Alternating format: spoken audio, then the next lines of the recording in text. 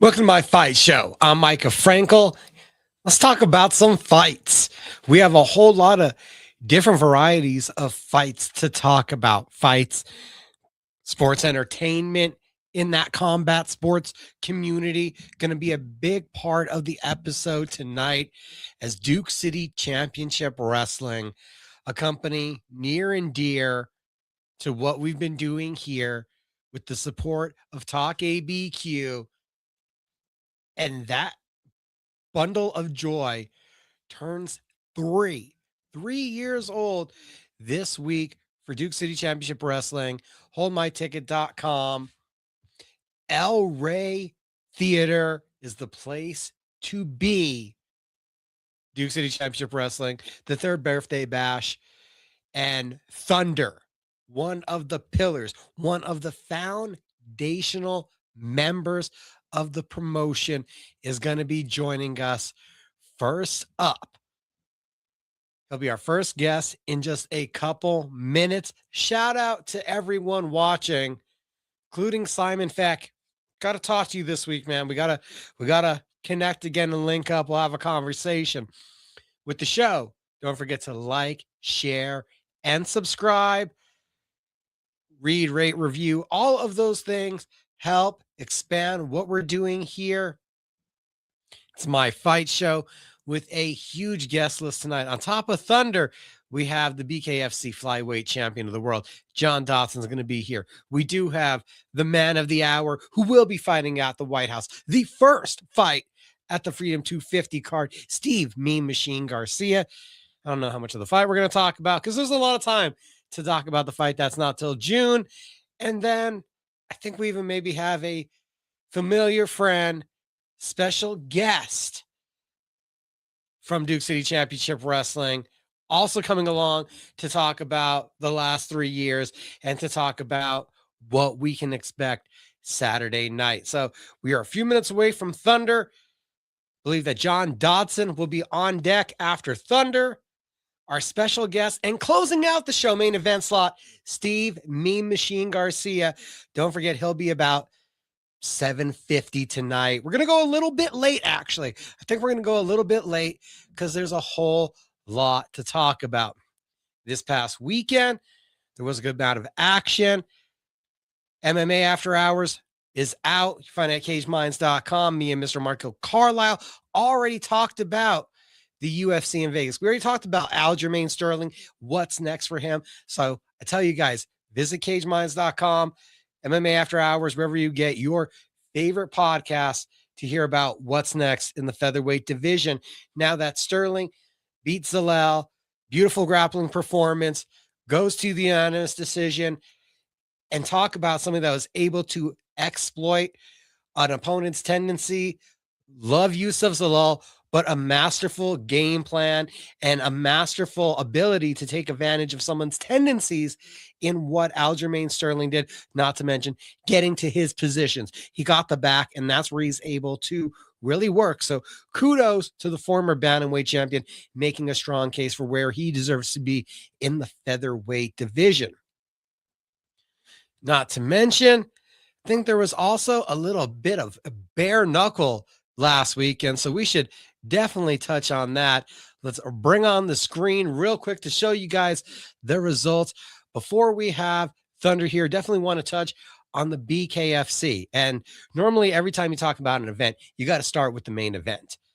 But this night in Clearwater, the most consequential fight actually of the event came in the co-main event. We know that there is a vacant bantamweight title right now, that Justin Ibarola vacated the belt, says he can't be the champion that BKFC needs, that he wants to broaden his horizons. That means focus on taking gloved and ungloved opportunities, where the promotion would like to have a champion that's focused on primarily being the champion of their brand.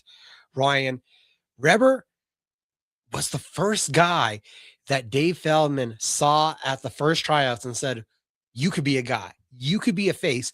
You could be someone that we could build around. He's had his ups and downs.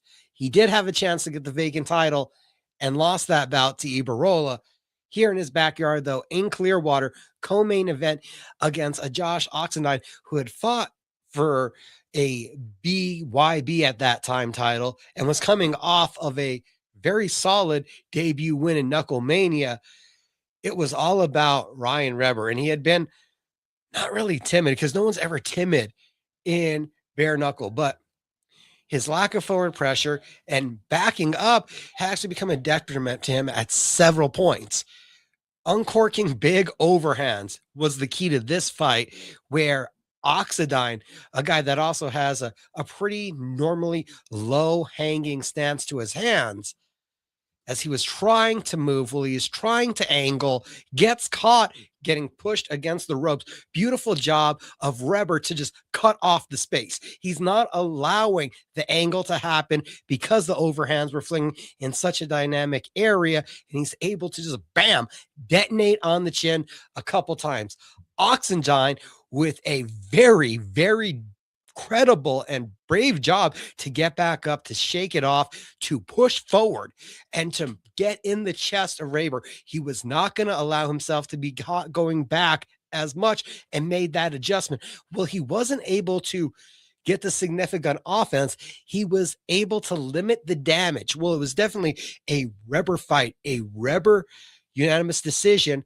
I wouldn't call it a revelation, but I would call it a very surgical, strategical plan, taking away a mover's space and then unloading some big artillery. Love the fight from Royal Ryan Reber. And you got to imagine that with May 22nd, Palm Desert, with Jamel Herring versus Nate Maness, I got to expect Ryan Reber's put himself in a position to get the winner. He has put himself in a position to be the number one contender. I know he's had his opportunities at the belt before, but 2 knockdowns, a dynamic performance. If you guys watching want to throw out some ideas, if you guys think that Ryan Reber still needs to win one more, if maybe we need to see him against Keith Richardson, if we look at the rankings, not going to be able to pull them up because I want to keep the results real quick on that page, but we're looking on a different page, getting on over to bantamweight. Bradley Taylor is the other name in the rankings. I don't know if you need to run back the Ibarola fight right away. So Keith Richardson, maybe a Bradley Taylor, who's also sitting at number 5. That would be about as low as you're having to go. I know there's some question about Chris Garcia. Is he going to be a flyweight? Is he going to be a bantamweight? It appears that the rankings committee is undecided with the top 5 at flyweight. So after you go Dodson, Strode, and we'll talk about Dodson, we'll talk about a whole bunch of this here in a little bit, but Dodson, Strode, Gene Perez, Rivera, Hansen, Tyler Randall, there's an open opportunity. Guess there was no consensus to be made there through the system. But that opens up some possibilities at 135 where guys like to float back and forth here in BKFC. Ryan Reber, I think, has done himself the best job that he could and has put himself in position to fight for a title, with seeing how this plays out in Palm Desert. I mean, the worst thing for him would be if there's a no contest or some reason to have a rematch, but I think he's put himself in the optimal position. Now we can talk about the main event, because Quentin Gaskins improves to 3-1. Matt Guyman drops to 2-3. Awkward, rugged. We saw him push Jamel Herring in his debut, and Gaskins absolutely dominant. So take that into account. A guy that's fighting for the bantamweight title had to make some adjustments and work through his debut, even though he had infinite experience, love boxing, and he had a Quentin Gaskins who just walked through Matt Guyman. Ultra big performance. Also on the night, huge turnout from Catherine Pop Rocky, cutting up Crystal Van Wink. I think that pushes her into the rankings. I believe that should put her right there. It didn't do it, but she should be above Van Wink at 115 after beating Van Wink, cutting her up, and getting so much great work done. Tony Murphy, also a name to keep an eye out for. He improves to 3-0, an absolute thrashing with multiple knockdowns with the right hand. Shout out to Brendan Allen. He got his right hands going. He had been timid. He had been a defensive specialist. The right cross landed several different ways, 2 different vicious knockdowns, gets the finish in the waning seconds of the first round. I think that there's a case to be made that Brendan Allen should be fighting one of these guys that's calling out to fight Kai Stewart. Kai Stewart has a whole lot of people knocking on his door. Nico Gaffey made his name by pulling off a victory over Brendan Allen. Brendan Allen has made the adequate adjustments. He's a much more aggressive version of himself. And with that kind of resume, that kind of pedigree where he was top 5, this kind of ferociousness, I'd like to see the guys that were questioning get one more real test. And Brendan Allen is the kind of big name who can offer up a real test. Thunder is going to be our first guest. He's going to be here to talk about Duke City Championship Wrestling, his journey through the world of professional wrestling. And I believe he'll be here in just a minute. We have him scheduled 6:15. Our first guest. Just real quick, want to finish up with a couple thoughts for you guys about the BKFC Fight Night card. On the early prelims, we did have a 3rd round knockout, and let's give it up for Gabriel Hernandez getting the win over Chatsi Versace. The combination right hook to the body, left hook up top, absolutely devastating. Another guy. Now, I want to know, though, only, but another interesting name to look at as we're talking about the revival of the men's flyweight division. So we did have BKFC from Clearwater. Wanted to touch on that card a little bit. And any minute now, I believe we will be joined by Thunder, Duke City Championship Wrestling heavyweight champion. He has been a crucial building block in the foundation of a promotion that turns 3 years old this weekend. Birthday bash number 3, El Rey Theater. You could celebrate with us. Tickets are always on sale at the door, but holdmyticket.com is how you ensure that you could be there with us. So how you doing tonight? Good evening. I'm good. How's everything going out there? Doing well. Another night talking about fights. Can't wait to see you guys this weekend as we get to talk about the birthday bash. And am I talking to you from the world famous Dungeon? Yes, I'm at the Dungeon right now. We'll get to see the ring here in a minute. They're having a cardio exercise now. So in about 15 minutes, we'll be able to go look at the ring and all that good stuff. Well, thank you for joining me tonight. A veteran of the Squared Circle, I heard, for over 25 years. What made you fall in love with this beautiful art? I mean, when I was young, I think I was maybe 3.5, 4 years old. My older brothers were watching it on TV, and the first inspiration was Ivan Putski. Built little dude. And ever since then, I just fell in love with it. And I mean, it goes on and on and on. And I grew up in the 80s, right? So all that 80s wrestling, WrestleMania 3, all that good stuff is pretty much where it started for me. But you said it, Ivan Putski, that was the first guy for you? That was the first guy that I ever seen. And I was about 3 or 4 years old. And I was like, oh my God, he was a little built dude, you know? It's pretty cool. What was the first move that you always wanted to put someone in? We're talking about when you were a kid. When I was a kid, a DDT.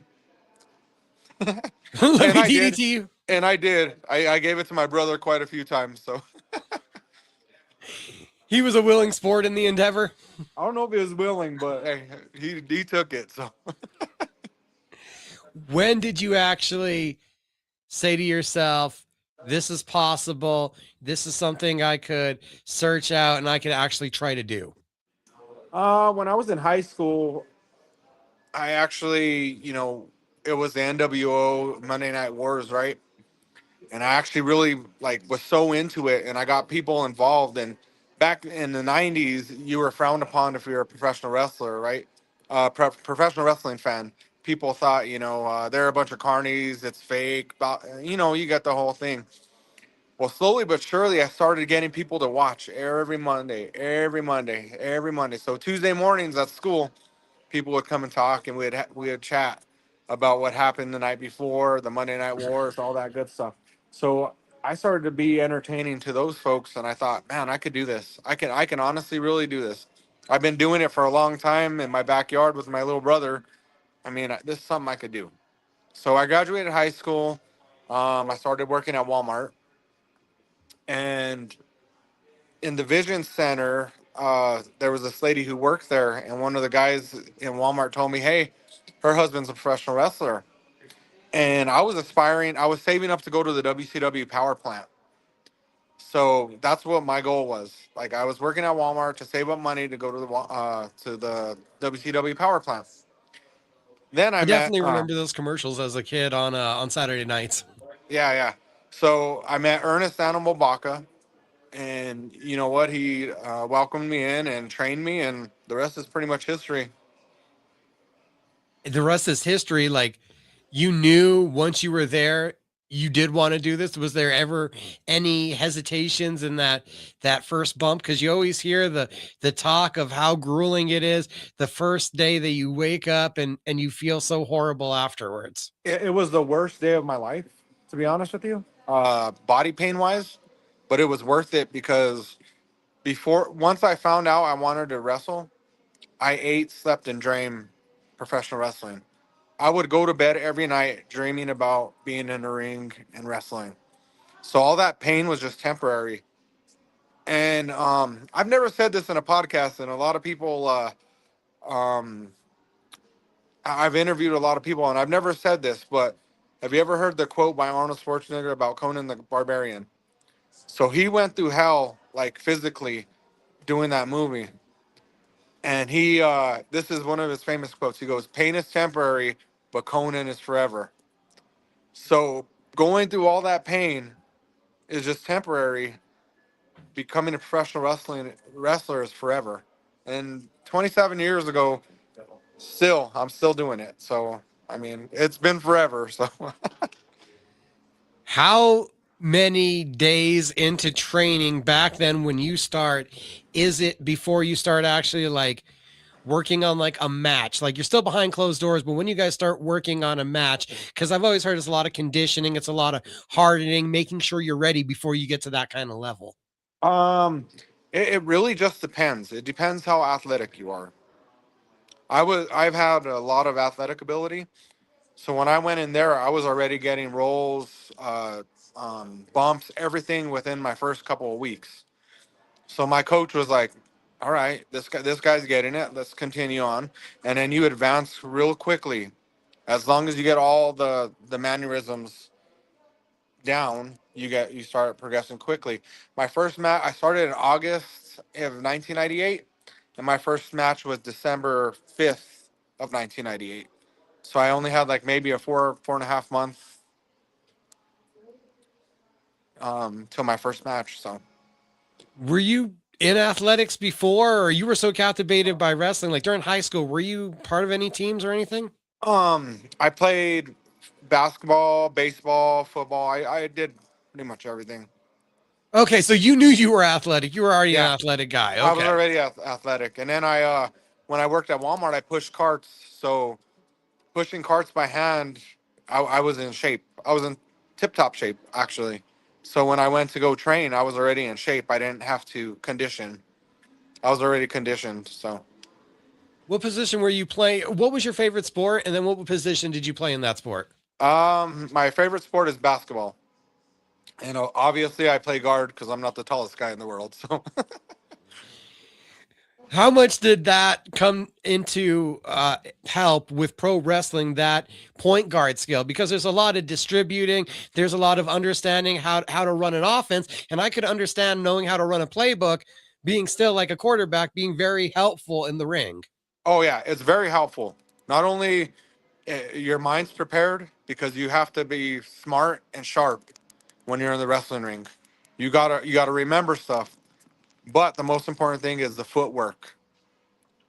All that footwork I learned from basketball has helped me in my wrestling career. I had a good hand-eye coordination. All that footwork got me through a lot of the workouts.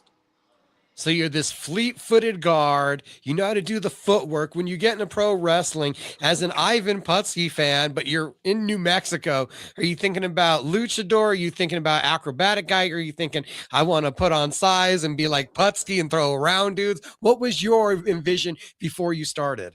So my vision was honestly like during the Monday Night Wars in that 1995 to 2000 era, Shawn Michaels was my guy. So I wanted to be the Heartbreak Kid more than anything. And going on, I started emulating his moves. Rob Van Dam was another one. Kurt Angle. I just started emulating those guys in my wrestling. And then I brought it to my own. Like now my own style is my style. I'm not emulated by anybody.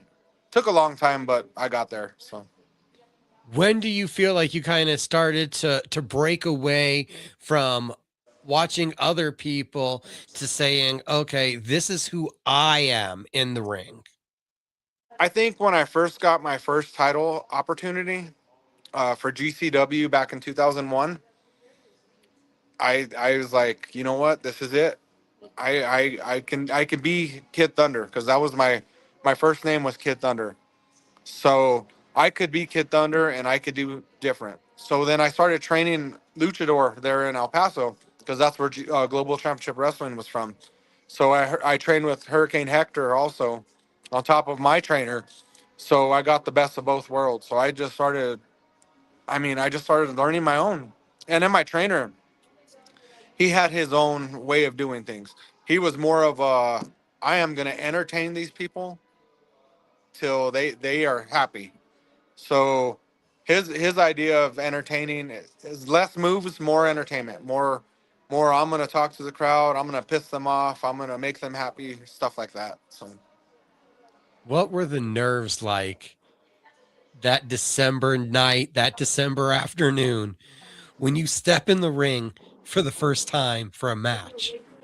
the nerves, it was real. And back in the golden day of wrestling, unlike today's age, you could not you did not um share locker rooms with your opponent. So the nerves were 10 times higher because you didn't talk to your opponent. You had to go out there and work. We call it work. You had to go out there and just go by cues and just by knowing the moves and stuff. So that night, it was nerve wracking. When I finished that night, I will tell you a funny story about my first match. It was so fast and so crazy doing all the things that we did. One side of the gym, the announce table and stuff was on one side of the gym. When I finished my match and I was walking to the locker room, in my head, it looked like the whole entire gymnasium turned around and the announce table was on the other side. And I was telling myself while I was walking in the locker room, I was like, how did you get over there? Did they up and move everything while I was wrestling? So the nerves were real. Like all that was real. My headspace it was real. Like you were turned around. It was an experience for sure. Do you remember what you were told about that first match when you go back there? You're looking at the elders. You remember what the first reactions were? They were pretty impressed. They're all, man, that was very good. That was very good. I was a baby face, so I had the crowd with me like the whole time. I kind of did like the Hulk Hogan thing my first match, and luckily we were in a reservation in southern New Mexico that they didn't know a whole lot of Hulk Hogan, so it kind of was a little bit of my own thing. You know what I mean? So I was doing the ear thing, and I was getting them all pumped and all riled up, and it was pretty neat. That first experience. And then I heard from talking about the back in the old school, it sounded like you had a pretty active schedule to start off with. Yeah. It was pretty active. I think I trained 6 days a week. Every single day I was in that ring. I took maybe I didn't take a special day, like I didn't just take Sundays off. I just took when I was tired. I was like, okay, today's the day that I gotta actually relax and do that. But I was there 6 days a week, working on my craft, working on different things that I could do better. Not to mention that, but I also heard that there was a point in time in your career where you were with working in El Paso and it was twice a week. So I'm just thinking that activity, that repetition, that just has to be incredible for growth. Yes, yes. That is amazing, and that's what I want my students to be out.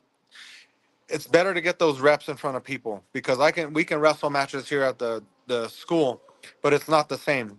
The intensity is higher, your adrenaline's higher, your body goes through a lot more wear and tear than you would just practicing at a school. And also practicing at a school, besides the coaches, is it a little harder to find real criticism because no one wants to bring a teammate down almost behind closed doors? You're trying to just elevate each other. So you just get a more raw, real reaction from a crowd that doesn't know you. Exactly, and I've had those real reactions, and you've had to change up your. Sometimes you have to change up your gimmick mid match. There's been times where I didn't have the crowd behind me, and I was a baby face, and I had to turn heel like mid match, and I'm like, okay, we're gonna work it this way. That's the way it's gonna go. So Were you mature the first time that happened, or was it kind of a wowing experience the first time you're like, I hadn't seen this yet? You guys normally like me.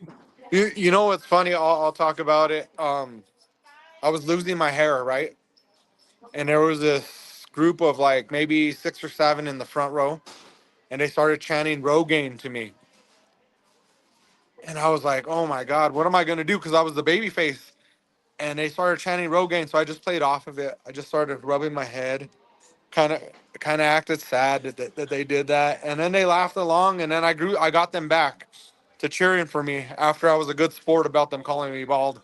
They expected me to come at them, and I didn't let them break me though. I didn't let them break character. I just did this little thing where I was punching with my hand on my head. I just played it out. So Talking about not breaking character, but have you ever had a louder reaction to changing character than when we saw the ladder match and the surprise entrance in Duke City Championship Wrestling and the profanities towards Thunder? From my vantage point, were thunderous, not to make a pun. yeah, I'm gonna tell you what. Right, I have goosebumps right now from that. And as much as when you're a baby face, you like to get cheered and hear the crowd roar for you. When you're a bad guy, you like that same reaction. So the reaction's the same. I that means I did my job right. They were cussing at me, throwing trash, doing all that. It was like Hogan-esque, like when Hogan, went to the the NWO. That's how it felt like for me. I was like, oh my god, they were "F you Thunder," and they had a chant going. It was pretty wild. That was a wild night. And to get the thought that the New Mexico wrestling audience has been along with you guys, the core group that's been around through so many promotions for so long. We Mhm. know that you and Hobo Hank have been in so many promotions together on the same side for so many wars. The treachery and betrayal that happened that night, that added on top of it, that was a real like big show level, like four horsemen, like Arn turning on Rick, almost kind of tragedy. Yeah, yeah, it was, and I mean, it was unbelievable. And funny thing is, I wrote that story back in 2008 because me and Hobo Hank ran an organization back then called LAW, and I told him one day I want to have a ladder match, and the guy that's not participating in it comes in and takes it, right? And I kind of had forgot that we talked about that all those years ago. So when that was written into the to that show, I was like, this is unbelievable. This is gonna come true. This is like a dream come true. I wrote this and it's coming true. And and it got the reaction exactly what I thought it was gonna get. Did you guys have a conversation that like, hey, yeah, I remember this conversation and yeah, we're doing it? Uh huh. Oh, It sweet. was So it that just was it adds was to it. unbelievable. Yeah. From that moment to also the cage match was how many years in the making? What was that? The cage match was how many years in the making? It was a lot of years in the making. That almost, man, 16 years, 17 years in the making. It's unbelievable. How many car rides? How many barbecues? How many times had you guys thrown out, what if we got to do this? Um, Tons. I'm gonna start walking to the gym now. We talked about um so many different ideas, like traveling down the road, 6 hour trips, doing all these things. We have talked so many different scenarios, what we want to do, and it was just amazing. What has it meant to have this platform, this new show, to be 3 years in Duke City Championship Wrestling? I mean, this show is going to be absolutely unbelievable. Uh, 3 years for independent company to go 3 years and have this much success, it is beyond me. I've never seen anything like it. I honestly have never seen anything like it. And I've wrestled for very many promotions.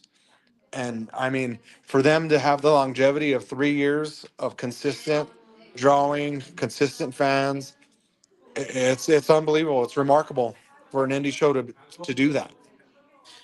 What have you felt or seen about this group and the people that run it behind the scenes that makes this so successful, that's enabled Duke City Championship Wrestling to branch out to become a NWA New Mexico and NWA affiliate?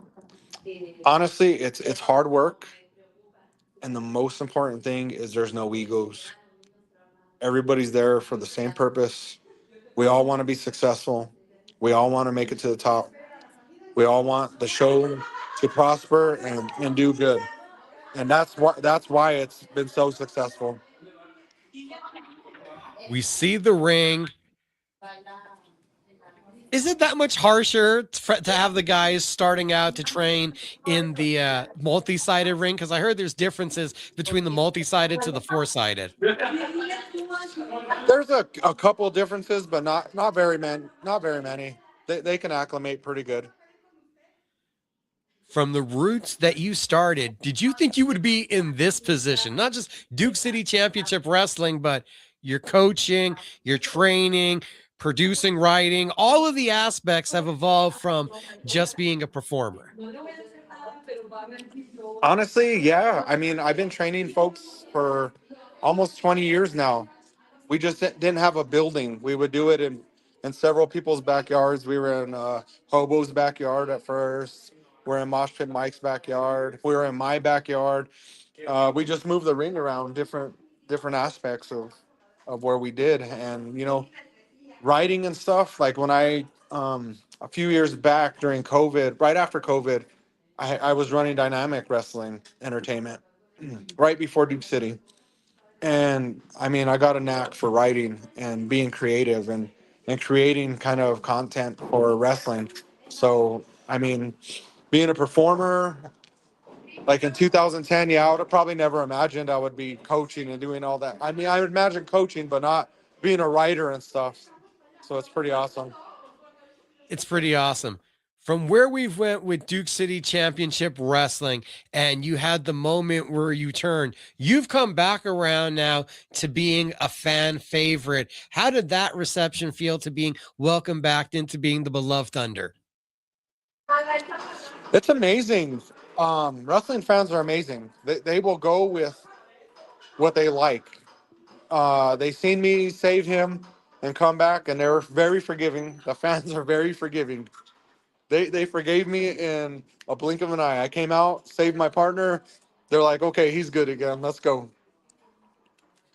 But also, I will say that I was champion and a heel long enough that people started liking me as that character. So when you get to the cage match, it was about a 60-40 of 60 were for Hobo and 40 were for me. I wouldn't say 50-50 because Hobo is Hobo, right? But it was a 60-40. They were half the crowd was cheering for me. So at the end of that night, whoever won, I don't think anybody would have been unhappy.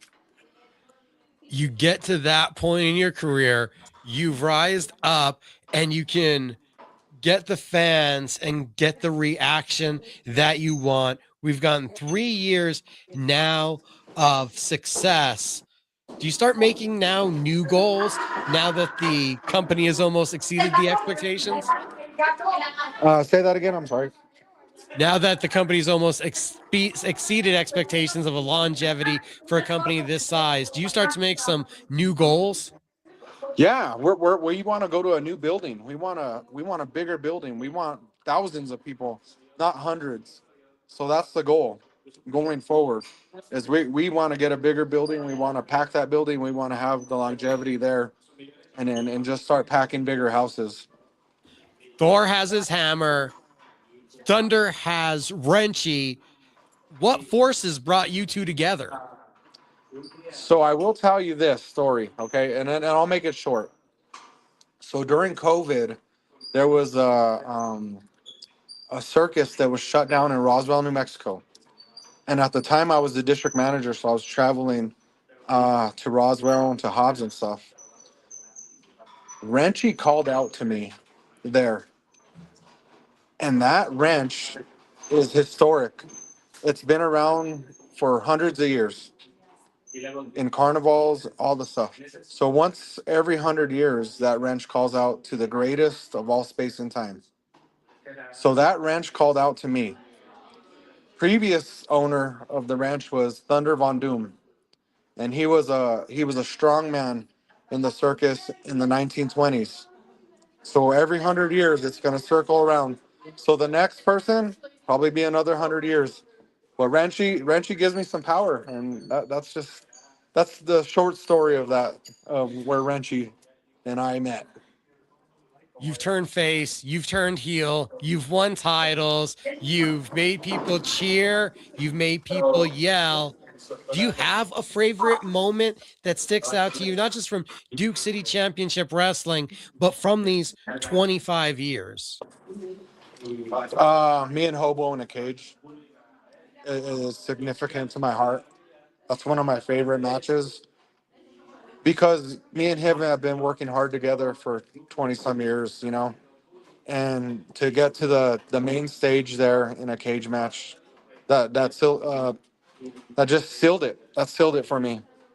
I mean, if I don't ever wrestle again, I will have that memory in my heart.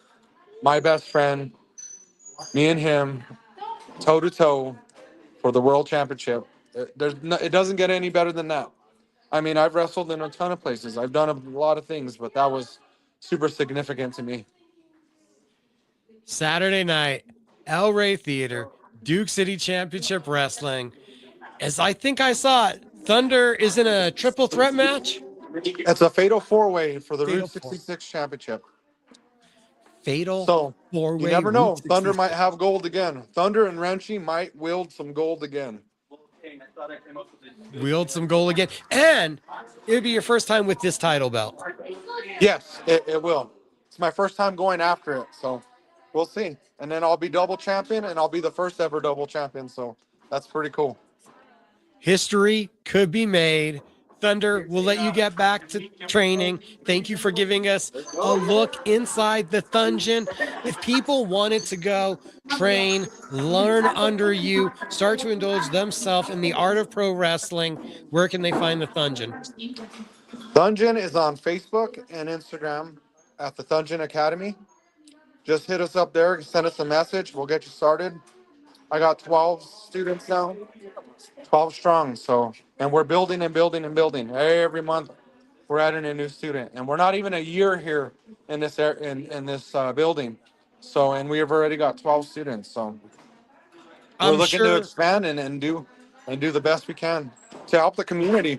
I mean, wrestling is just the wrestling community is just amazing, and if we could put in and put back, that's what we're here for. I'm sure you have to want to work. I'm sure you have to want to be a team player. What would you say are some of the other requirements people should expect when they walk into the dungeon? They should expect to learn good training, with good psychology. That's what I am perfect at, psychology. I will teach you ring psychology. I will teach you how to be a performer. You're going to learn all the other moves and stuff too, don't get me wrong. But I will teach you how to be a performer, and I'll teach you how to captivate crowds. Thunder, thank you for the time. You have a great night. We will definitely see you Saturday night. Thanks, Micah. Have a good one. Thanks, guys. It was a pleasure. It was a pleasure. Bye-bye. Well, from talking Duke City Championship Wrestling to let's talk Duke City Championship Wrestling. I mean, I was planning to have a special guest later, but looks like he's watching early. So let's just bring him on in right now. Hi and hello, Micah. Hey, I know this face. It's Freddy Fame, the promoter and one of the voices of Duke City Championship Wrestling. Yeah, how fortunate I am. Well, I tuned in early. I don't know what your listener knows about Back of the House here with production, but I knew Thunder was going to be on, and I didn't want to come on later in the show and not know what you guys had covered, right? So I wanted to jump back of the house and listen. And how fun is it to hear his story, right? How fun is it to hear the last 25 or 27? It feels like it goes up every single year, right?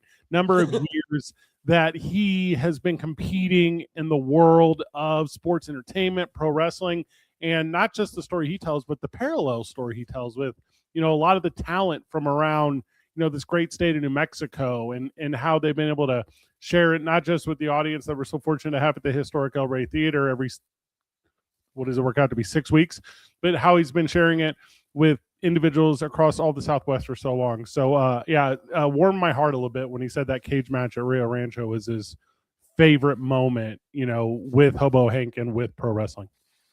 I figured I wouldn't have him talk about the card that much. Once you said you were available, once you said, hey, you can make the surprise appearance, I was like, okay, we're going to turn away from the card, and we're just going to have Thunder talk about the Storm, bring in his journey, and let people know about him. If they wanted to go train under him, where the Thungeon is that's producing this local talent. The Thungeon's wild. You haven't been by there yet, have you? No. This is my first time getting to see it. So we should VIP you over there. I got a photo shoot on Thursday. I'm doing a thing with Albuquerque the magazine. You should come by.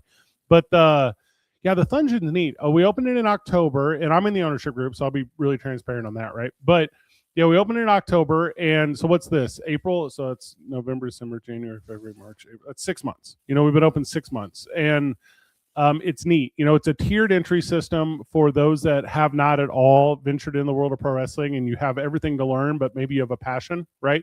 And then there's like those guys who are really established and just want a place to go and get some ring time, because you know how valuable ring time is.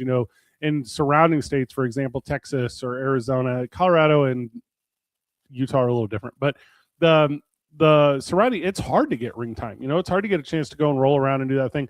So to have that opportunity 3 times a week at, what we identify as a really low cost is pretty neat. And that talent that we're producing there, they're performing. I think there's Sancho Martinez and El Leon and, the champion for sale, that's his training spot too. And kind of give you the whole list of those who are currently doing it and those that are going to do more with it. So pretty incredible spot over there, and right there in the heart of Albuquerque too, San Mateo and Manal. So it takes no amount of time for anyone to get there, and it's awesome because it's so fast paced too. It reminds me of when I played athletics, because the stretch and the warm up, do that on your time, but whenever we get there, we're learning. I think Thunder probably mentioned it, but we're teaching a ton of psychology, teaching the basics of it, why pro wrestling works as entertainment. And it's a cool spot, the Thungeon. It's physical, but it's mentally taxing. You think the anaerobic, it's also the mind. It's also putting the P's and Q's together. You guys think that you just go in there and you're going to just start running into each other. No, there's a lot of psychology, the step-by-step, and it's learning that before you're hurting each other. Mm-hmm. Yeah, no, you're correct in every way. And the neatest part about storytelling is, like any good story, you often remember the end, right? Like any good story, you know how it wrapped. You remember in the 90s when TV shows or movies used to name them musicals and stuff, and they'd be like, oh, I love the feeling of this. Well, you have to get there, right? Like not every first match can be a death match, blow off, go home. You can't leave on a stretcher every match. We need to have a conversation about this. And anyway, so how we walk people through that is it's really neat to watch them grow. And then use that knowledge, applying it to real life stuff. Also, these are guys who are becoming pro wrestlers. These are guys that understand you have to build the venue and understand that you have to set up the show and understand you have to break down the show and understand you have to be, but so it's really neat, Micah. And you see it when you're back of the house with us, where it's, these guys aren't afraid to get a little dirty at times. And I'm appreciative of because I do believe they understand the steps of being a pro wrestler. And it's not just pretending to be a pro wrestler. It's the physical art form of storytelling. Yeah. You're a great verbal storyteller. So you're going to put together a quick little story for us. The story of, is Fred surprised that we are celebrating a 3-year anniversary this successfully with an NWA alliance that we formed? Like, this is pretty exceeded expectations. Tell us the story of how you feel about where we started to where we are. Well, I think you're a great orator too. I've talked to you about that for years. If it's not your time on ESPN or it's your time in the podcast world, since I came to the Albuquerque market 8 years ago, which is crazy to think about, Micah, I've been familiar with your work the entirety of the time. And when I was with CBS Sports Radio, we weren't allowed to work together professionally, and that was a thing. But when we started wrestling, it was including you as quickly as we could. It was including the people in this community, because NWA New Mexico Duke City Championship Wrestling is produced by New Mexicans. It's produced by this community. Yeah, we bring in a lot of talent from around the country. We're fortunate too. But the people that are building it and the people that are making it, people are here. And that's why I'm not surprised, right? Because the people that are a part of it are the ones that are the absolute best out. Our back of the house guy, his name's Kevin, top tier. He's worked in pro wrestling in Oklahoma City, and he came out here and really found his niche. The people we use for our merchandise, Steve Palmisano over at the Duke store, the Albuquerque Dukes is an iconic New Mexico brand. We made sure to affiliate ourselves with them early on. The people who provide our pizza, like Johnny and those guys, they do so great. They're all New Mexico based, and they want New Mexico to be successful. So no, not at all am I surprised at the 3 year. I'll tell you what, who was surprised was a lot of people that took the under on 1 year. Like, that's who's surprised, because that list was surprisingly long to me.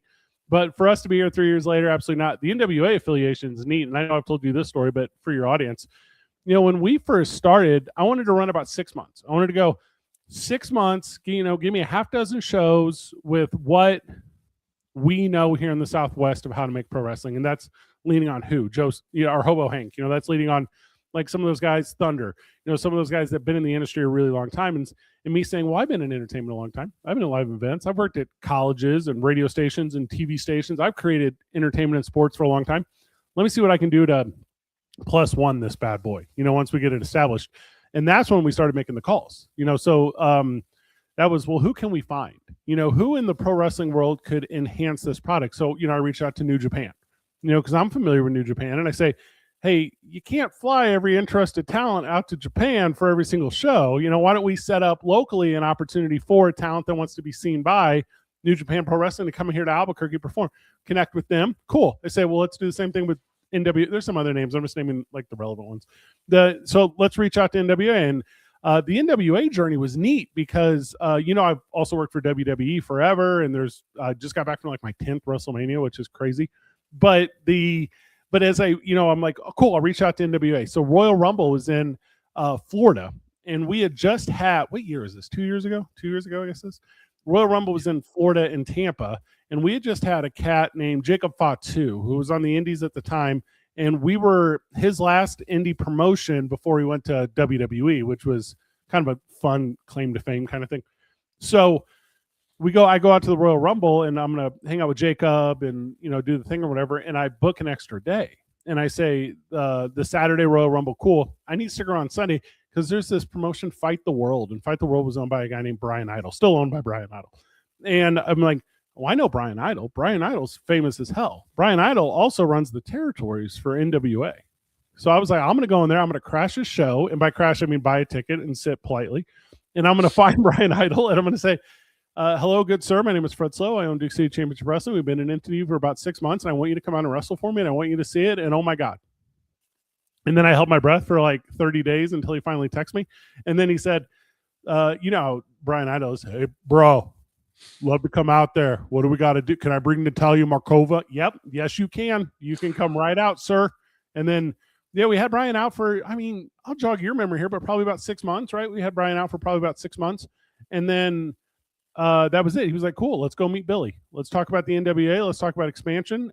He had a bunch of complimentary things to say. He had a bunch of growth points too, right? And it was, how do we hit those things? How do we do those things? And signed that deal about 6 months later, which was awesome. And we announced January the following year. And here we stand, 25 shows in at the El Rey, something crazy, like 50 total shows, including state fairs and otherwise. But, you know, we're just kind of staying chronically to the TV show. But yeah, just incredible it has been, Micah. The story that this last 3 years has been, not surprised at all, because the people we have behind it, and very appreciative of the NWA and the opportunity they gave us, being their 7th territory at this point, and still the newest. I don't know why they haven't. There's some other really good territories out there. Like, call Rocky Mountain Pro. There's some other really good territories out there. Like, get into the business. It's a credit to you guys. No, not you, Fred. I know you love credit, but the audience, the New Mexico wrestling fan, that they have showing up. And as I have consistently picked up Brian Idol from the airport and eavesdropped on his phone calls, he is always gushing and bragging about the fans, how they show up, how the attendance for this show is consistent in a way that he doesn't see in other markets. He's like, places are hot and cold, but this is awesome. Yeah, it's awesome. You know, we've sold every seat to every show at the El Rey. That's a crazy sentence. We will sell every seat to this show on Saturday. I'll pull it up for you as we're talking right now. But fans come out and they bring. They don't just put their butt in the seat. They put personality in the building. They put energy in the building. They make it worth the price of admission. Also, price of admission. You know, we're still $20 to get in. You know, it's not like we're gonna at all try to take you for any amount of money that you don't have. So you can create the family-friendly experience, you know, with, excuse me, as I'm trying to pull this thing up, it's stalling in front of me. Fred is saying it's a family-friendly, affordable experience. You can bring the kids out. You can afford to still park downtown and feed them, and you're not opening up the pocketbook exorbitantly for a full night of entertainment. 20 tickets is all it remains. I just pulled it up. And they'll all be gone by Saturday, obviously. And then, you know, that's a neat thing, which has really changed how we approach this too, Micah, because we know that core base is going to be there. We know that downtown audience is going to be there. So it's, how do we expose it to those that want to come for the first time? Because a lot of people have come and seen Duke City Championship Wrestling. They've not come only one time, you know, and that's the part where we're able to recapture and re-energize that stuff. With that said, what put it over to Brian Idol was we brought Brian Idol in to wrestle Hobo Hank. And I think, you know, the stories of Hobo Hank are not embellished by any means, but it sounds like they could be, right? What am I wearing? What do I got? Oh, I'm not sure. I was like, I got the shirt on. I was like, just remind everybody we're talking about but Hobo Hank, whenever he comes out, you know, the building comes alive, you know, and it, like I said, it's a really energetic crowd. That's the crowd we're talking about. And Brian Idol comes out, and Brian Idol, if you go back and rewatch on YouTube at watchdccw.com, if you go back, it's Brian Idol's reaction is, I'm fighting an entire building here. You know, I'm not fighting Hobo Hank. I'm fighting Hobo Hank and 500 of his closest friends. Like, this is unacceptable. And that was the thing that got it. Because telling the story of the homeless gimmicked wrestler, you know, in a territory that was often flown over by a lot of the national companies for a lot of years, which, by the way, not anymore. AEW just announced a June date here in Albuquerque. So how cool is that? But to feel it, to sense it, you know, and then Hobo Hank has gone on to wrestle at NWA TV tapings in Tampa, NWA territorial tapings in Dallas, and Hobo Hank is over in those cities as he is in Albuquerque too. So it's a special talent and a special time for pro wrestling, and how fortunate we've been to have the NWA be a part of it. You kind of see Brian Idol. He almost walks out. It's almost that hand position sometimes, like Scott Hall, like he's surfing his way out there and kind of grooving. And that first time he walked out, you could kind of see a little bit of a whoa. There was we could tell him, and he's like, you guys are not telling me a homeless guy is this over. And then he felt it, and he's like, okay, I gotta take my game to that level. And he showed out that night. Well, and contribute his expertise, right? There's a handful of people that have come in from around the country who's pulled the curtain back just this much. You know, Brian Idol's a New York guy living in Florida. You know, Matthew Robles is a Salt Lake City guy. Manny Lemons is a Salt Lake City guy. Sky High is Las Vegas guys. Pretty City Express is Phoenix guys. You know, I could run the list. Charlie 50 and all of Lamega, they're all Lubbock, Texas, La Mesa, Texas, West Texas guys. They've come here, they come to Albuquerque, they come to the historic El Rey Theater, and they have expertise and they lend it. And that's the part that's so great. Natalia Markova is from Russia. Natalia Markova contributed to the growth of this thing as great as anyone has, and it's just so inspiring and wild. Tyler Copeland from St. Louis, Missouri, the Kazanzas from Knoxville, the list just keeps going, right? Of where people, on our very first episode, we had guys from Rhode Island, like our very first taping. Are you kidding me? Like, it was just kind of an incredible thing, Micah, to have those people come here and want to contribute their expertise in the craft to the craft. And I'm very appreciative of all those people professionally and personally. We've had a ton of people literally from around the globe. When you think about Natalia Markova, when you think about a Baratunde, who also, So we've had some of those big names. We've had people familiar to a big screen. We've had people that have went on to the WWE, that have went on to AEW. I see them in backstage spots all the time. And as I want to transition program right now, and transition into talking about the card, I'm ready. By saying, didn't one young lady just do a WWE ID, and then that ends up getting her a chance to become the #1 contender for the Enchanted Women's title? Yeah, she's wild. Fallen Gray is an interesting talent. She's young, right? And being young is as important of an attribute as anything else professionally in the world of entertainment. And she's taken to it so fast. She is athletic as heck, but it's the facial stuff. And you can see that like in our YouTube series where she's just so expressive. She just tells a story, and there's no doubt in your mind that she's being harmed or she's harming others, like in the action of pro wrestling. And that translates to what? The biggest screen, WWE, right? So her and a group of others go out and they do this super fun audition. And I say super fun, super stressful, most important thing in their life. And she goes out and you know me, I got a little bit of pull. I got a little bit of pull in the industry, and there's nothing to pull because she's doing it all herself. And she goes out, puts on that performance. She gets ID'd. I believe it's her and 5 others. So only 6 people get ID'd. Are you kidding me? She's one of 6. Like, the percents on that alone are incredible. We hung out at WrestleMania last weekend and talked at length about what opportunities it's given her in career, and it's a lot. So yeah, she's going to be in a super fun triple threat. She's taken on, I guess, who's identified as the new hotness in Duke City Championship Wrestling, Carmen Gapardo, the Cherry Bomb.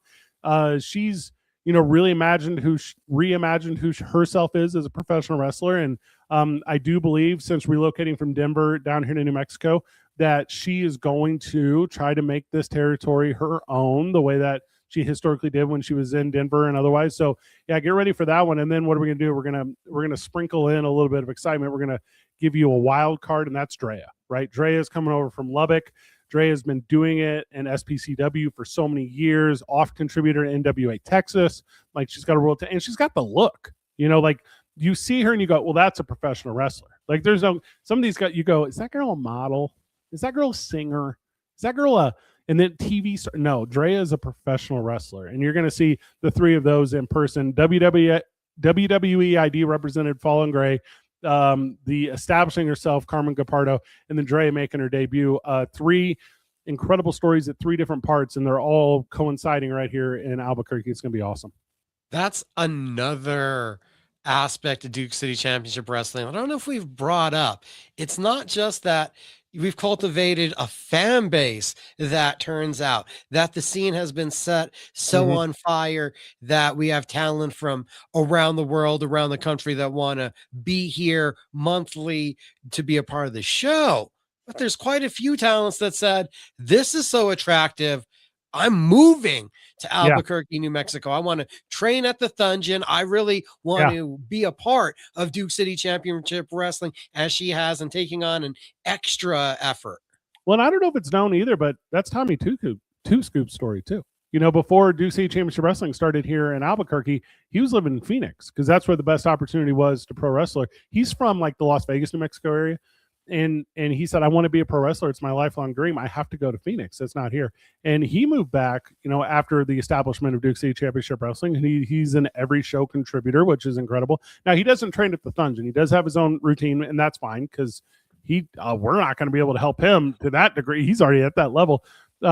But other guys like Sky High, Sky High lives in Las Vegas. Sky High, Albuquerque guys. Other guys like Lonzo Romero. Lonzo Romero is from here. He returns from Iowa to perform. He'll be returning this Saturday, because he misses his hometown.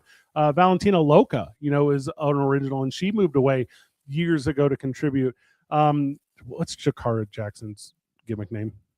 Mara Sade. Yeah, like same story where like there's a ton of talent from the city of Albuquerque that has had to leave Albuquerque to perform, and that's not true anymore. Now they have the opportunity right here in their hometown in front of their friends and their families, and we do it every 6 weeks, and just incredible. But yeah, a whole bunch of those stories of people making Albuquerque a destination for pro wrestling. As you said it, you wouldn't know. Mara Sade. Also, we had coming out from some of our earlier shows, we've had several pro wrestlers that had to leave and she had to leave the area. Risk, yeah. Yeah, both of them to be able to cultivate a career. Mm-hmm. And now there's actually quite a few academies that have all popped up in the same time. There's multiple promotions. So just the full health of the industry here is a different spectrum to where you could not leave home and still follow your dream. There's a fellowship about it too. I'm not going to turn my phone screen around on you, but I don't know how many wrestler phone numbers I have, right?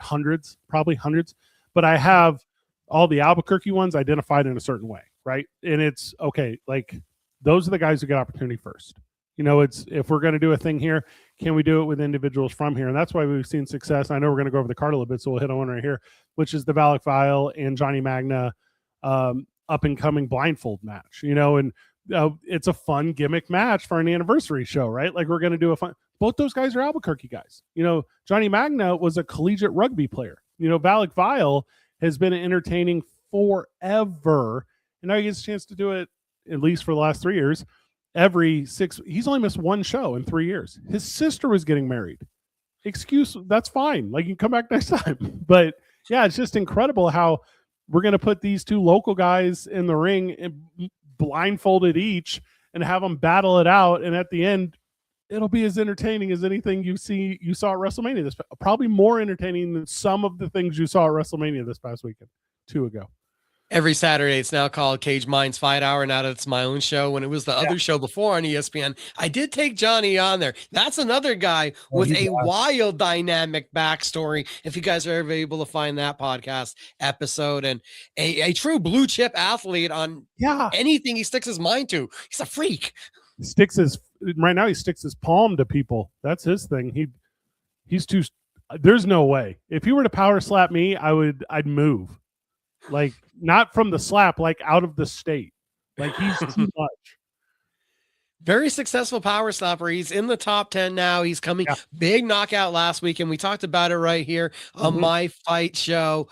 I'm kind of worried for both of their healths. Well, maybe does the referee get to be blindfolded? If they're both blindfolded, do we blindfold the ref? If we put Don Cisco in there, he's already basically blind. So call it done. Like that's done. Yeah, he's on there. How do we finally resolve the tension? They were partners. They were the best of friends, and now they are the best of enemies. Yeah. Antoine Giovanni, Tommy Two Scoops. This is going to be brutal. Yeah. Oh, I'm going to correct you right away. Is what I'm going to do. I'm going to say they don't have that history. I'm going to tell you that Tommy Two Scoops and Turbo Tony had that history. I'm going to tell you that's real. Those guys were best friends. Those guys battled all those battles together. I think they had 5 successful title defenses after winning it. So 6 times. That's what in the world of pro wrestling, over a half a calendar year of defending the Chili Championships. By the way, smart gimmick on the championships, red and green belts. With that said, Tommy Two Scoops don't know Antoine Giovanni. He only hates Antoine Giovanni. He never tagged with Antoine Giovanni. Antoine Giovanni is his mortal enemy. If Tommy Two Scoops is a hill, Antoine Giovanni's a hole. Like these two guys have always been against each other since they've known each other, because Turbo Tony's dead. Like Turbo Tony is not part of the deal anymore. Antoine Giovanni has arisen from what was Turbo Tony, and whatever made him make those decisions in his personal life and now professional, he's done it. And they're going to go 2 out of 3 scoops match, right? It's going to be good. So these two guys have to battle it out. Best 2 out of 3 falls. And what I think I'm going to do is I'm going to all fast MBD it. I'm going to give every round 5 minutes. That's what I think I'm going to do. And then it's going to put an extra pressure on this bad boy. So that's an announcement right here. We're going to all fast MVD the 2 out of 3, and we're going to reset that bad boy every single time. That way these guys know that there's no way to run, there's no way to stall. If you're Antoine Giovanni and if you're Tommy Two Scoops, you got to find the right pace, because that guy will empty his gas tank right away. So it's going to be a really special one. And there you go. Breaking news here on my fight show. It is going to be the all fast MVD 2 out of 3 falls match between Tommy Two Scoops and Antoine Giovanni. 3 rounds, and someone has to win each round. You win 2 rounds, you ain't got to see round 3. I mean, pretty tempting to get it done early. And 2 mortal enemies, nemesis. But even in that, there is still a lot of familiarity. This one's going to be brutal. Yeah, it's going to be very good. And the fans in attendance have been waiting for some time for this.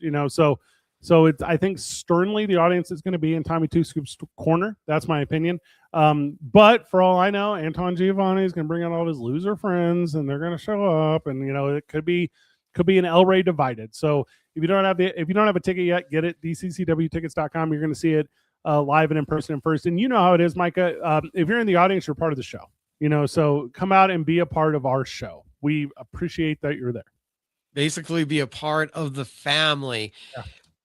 Now, another one that is full of bodies. It's a tag team match. I think there might be a little bit of an adjustment or not in the match, but the first team that we must talk about, because they did hold those beautiful belts for so long, and now they've been absolutely doing extremely well in NWA. They've had a change of heart. They've become open to love, it seems like. Pretty City Express. Yeah, you're on to something, right? So Pretty City Express loses the Chili Championships to the Country Gentlemen, which surprised the heck out of me.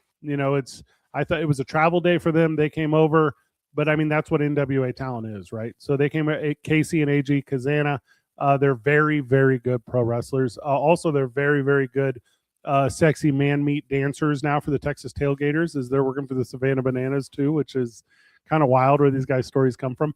But yeah, after that match with the Country Gentlemen, the NWA saw, the NWA said, bring Pretty City Express out here, we're going to put them on television, and they're going to compete in the Crockett Cup qualifier. And, they had a tough loss there, but then they got a chance at redemption with a really great tag team match on NWA Power. If you didn't see it, take the time, because it is a lesson in pro wrestling, tag team pro wrestling. They did great. So yeah, they're thriving not just here, but they do stuff with Phoenix Championship Wrestling. They're really great out there. So at WrestleMania week, they did a ton of stuff out there with Future Stars of Wrestling. Like, those guys got their stuff together. With that said, they have turned a new leaf, right? And the crowd, I'm not going to say hesitant, because I think, they want to get behind people who are putting in the work and doing the right thing and being contributors. But they went out there and they said, we didn't lose the titles because we're not sad that we lost the titles. We're sad that we lost them for you, Albuquerque. And Albuquerque's got their back, and the Country Gentlemen still not back. They still have that Savannah Bananas deal. So clock's a ticking, boys, on what you're allowed to do here. But they are going to take on La Migra. La Migra is coming back to town. The return of El Diablo Blanco, which is huge. He has been not in Albuquerque for about 6 months.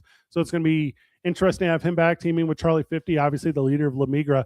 And those two guys are going to tag team it up, and they've never battled before, because for a long time they were on the same side of decision making, which was poor, but now Pretty City Express has come around, and they're going to be that positivity that this city wants, battling La Migra, especially in today's political climate. So watch them go at it and watch how well they're both going to do. So it'll be good tag team wrestling. See, as you said, and you were laying that out, I guess you gave us a good enough excuse for why there was a change. I thought we were getting the rematch. I thought we were getting to have the Southern Gentlemen back down here. I thought they were coming right back to solidify the championship reign. Well, I tell you what, card subject to change, right? Because that was the original plan. The original plan was, if for any reason the Country Gentlemen were to be victorious over Pretty City Express, which, by the way, I did not think was going to happen. That's a little inside pro wrestling right there. I thought for sure it wasn't going to happen. Maybe worst case scenario if it did. Worst case scenario. Cool. Come back. Like, we'll do it again. We'll run it back, because if you beat them once, I don't think you can beat them twice. That kind of thing. But what happened? The world existed around us, and I mean, what is the tidal wave that is the Savannah Bananas right now, right? So the Savannah Bananas said, "Hey, you know what? We saw you boys on NWA New Mexico. We know you can move a little bit. Why don't you come be man meat cheerleaders for the Texas Tailgaters and try to book these guys on a Saturday night now? Ain't gonna happen. They're in Podunk, Arkansas, Hot Springs, Arkansas, where the Texas Tailgaters taking on the Indianapolis Clowns, and you watch me dance. So yeah, I'm gonna figure them out, Micah. I promise." I don't know if I can make it to the El Rey if I was going to be Russell Wilson's bat boy either. I mean, that seems like a pretty sweet gig. You're so funny. That is a good joke. I don't know if everyone's going to get that, but that is a good joke. You and I obviously watched the same highlights. You're so funny. But isn't that wild though? Because that's how talented these guys are, right? Like, you look at our roster, there's a bunch. I'm not going to put everyone's business out there, but 4 of the guys that you see regularly are the most talented musicians you've also met too. You know what I mean? Like, and I don't know what people want people to know here, but like Hobo Hank has had a band. Thunder has been in bands. For Sale Sale has been in a million movies, and he's the best singer you've ever met. Like, you could just kind of go on. Same thing with Fallen Gray. Fallen Gray is I have the roster in front of me. Fallen Gray is like a theatrically trained actress. Like, cool. Pro wrestling is better because these people choose it. We're fortunate to have them. It's the best. The best. Was talking to Thunder earlier. Obviously, we're segueing back into when you came in, and he is going to see Ronan, Lonzo, and Manny Lemons as they are all trying to take away the Route 66 title from the Power of Sour. Breaking news. NWA's Sidney Porter returning to compete in that match too. It's gone from 4-way to 5-way. Sidney Porter's back. Get ready. It's going to be good. We're going to put them all in a ring. There's only 4 corners, so someone's going to have to start in the middle. These guys are going to battle, and it sucks for Manny Lemons, right? He doesn't have to take the pin, doesn't have to eat it, doesn't have to go under, as they say in the industry. He's a guy who can. And he's, I think, had the best reign of any 6'6" title holder. He takes it to every promotion. He's 3 belts Manny everywhere he goes. It's out there at Destiny. Not Destiny. Destiny was the prior organization. Devotion.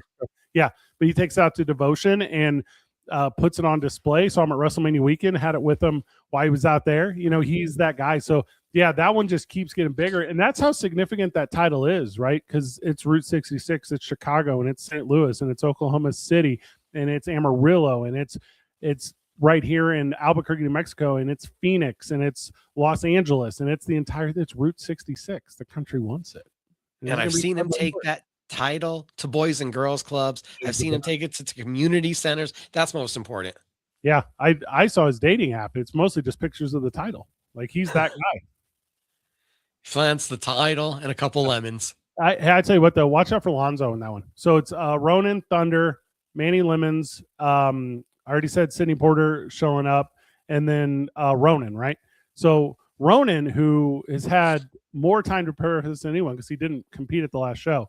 And then Lonzo, who doesn't come back to his hometown to lose. You know what I mean? So there's a lot of talent in that ring, but I wouldn't be surprised if Thunder becomes the first multiple title champ in the history of this thing. He's the inaugural heavyweight champion. He's got a chance here to win the Route 66 title. He could be the first individual in this organization to have both titles, which would be, an incredibly historic moment too. So everyone's got a lot on the line. That's how they're going to go hard. So if we started the night with that one, it might steal the entire night. So I'm going to go ahead and push it down further on the card. But it's going to be a good wrestling match.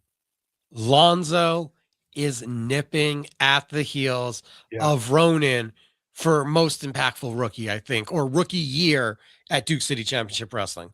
Yeah, I agree. Yeah, Ronan's an interesting story. He was a front row fan. He was one of those guys, and he saw it. It was at arm's length, and he thought, "Can I do it?" And he could. And he came in and started contributing. And Lonzo's the exact opposite. He saw it as a kid here in Albuquerque as a fan and said, "Oh, I got to leave and go get it. I never had it at arm's length." And they both end up here together at the exact same time. So yeah, when it does come to that time when we're doing those fun little end of the years, I wouldn't be surprised at all if Lonzo is in that conversation. I wouldn't be surprised at all if Ronan, whoever becomes champion here, right? I mean, and hey, and then watch Manny Lemons retain, and everyone gets retired from that idea. So it's a clever story. Hobo Hank. Yeah. Mike Madonna. Isn't that crazy? NWA National Championship. Yeah. The iconic, historic red belt. Yeah, it's so cool. Mike Mondo, who, famously was part of the Spirit Squad and, did all that stuff in the WWE for so long and just could really go for a long time, and then his journey got a little distracted from pro wrestling, and NWA saved him. Whenever he came back to, saved him professionally. I mean, I can't speak personally to him, I may be projecting, but professionally, because when he was excited about getting back into it, he wasn't in the shape he's in today. I'll tell you that, because he is, he's not the tallest human being on earth. He might be the strongest human being on earth, right? And he's not accidentally holding the NWA National Heavyweight Championship. He's not accidentally holding that, and he's been doing awful stuff in the NWA. He's just a jerk. Like, I don't know how else to say that.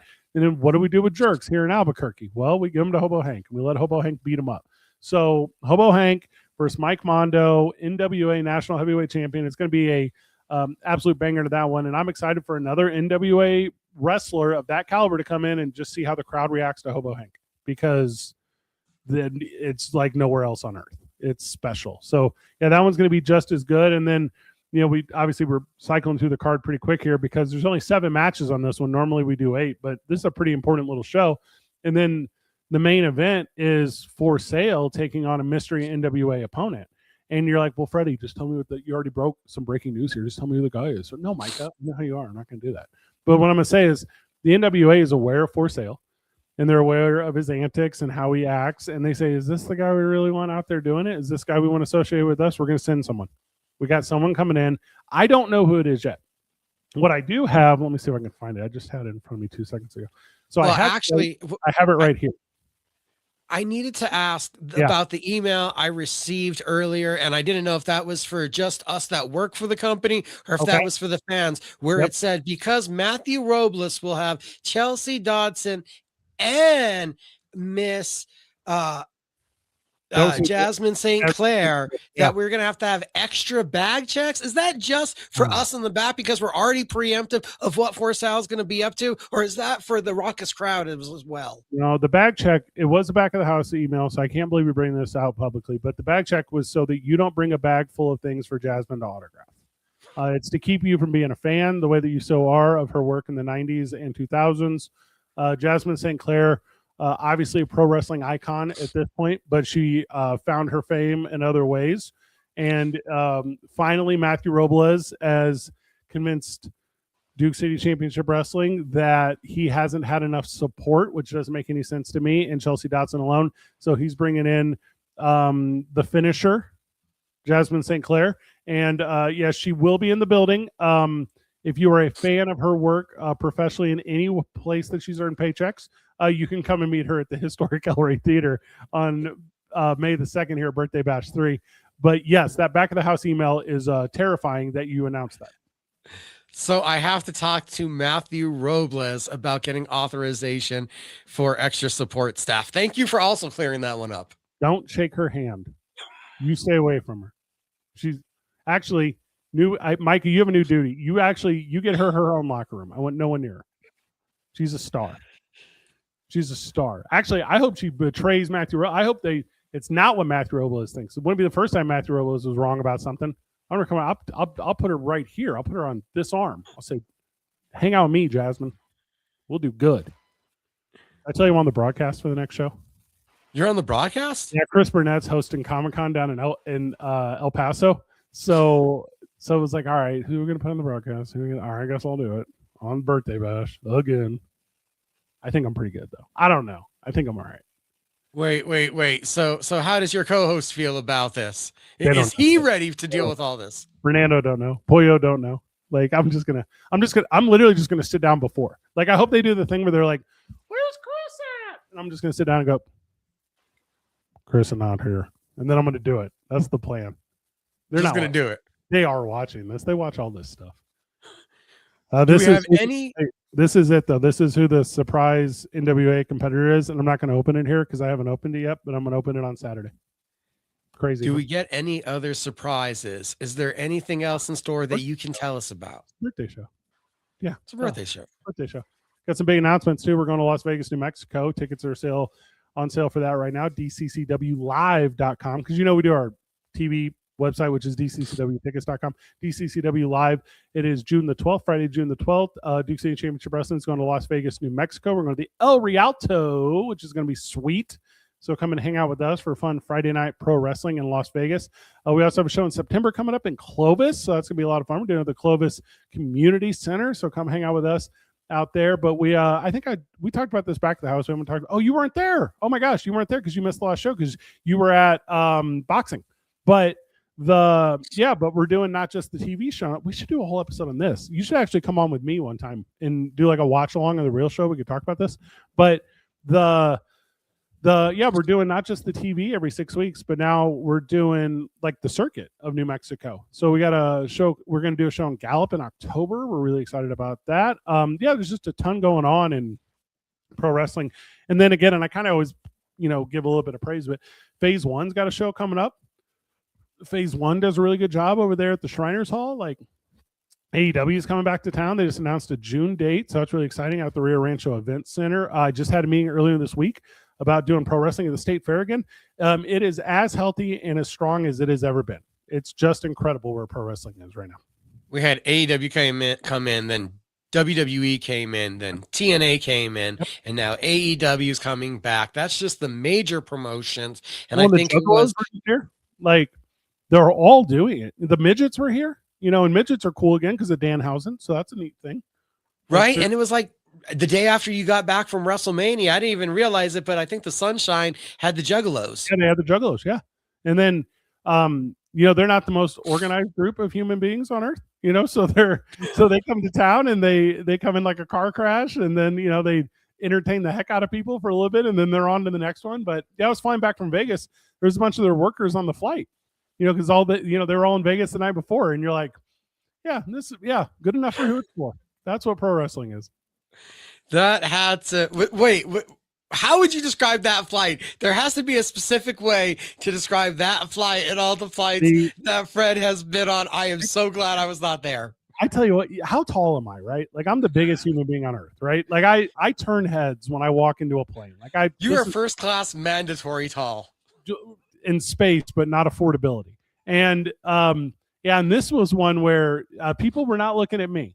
And when they, how pro wrestlers travel in like fanny packs and Zubaz and like they got, they're still wearing gold gems tank tops, but it's like January. You know how pro wrestlers are when they travel. So they were all, it was like, what's the Juggalo logo called? The Juggalo logo. The Hatchet Man. Yeah, thank you. But it's like sweat. I know so little about that culture. I kind of feel a little bit dumb, but it's like, it's like sweatsuits of it.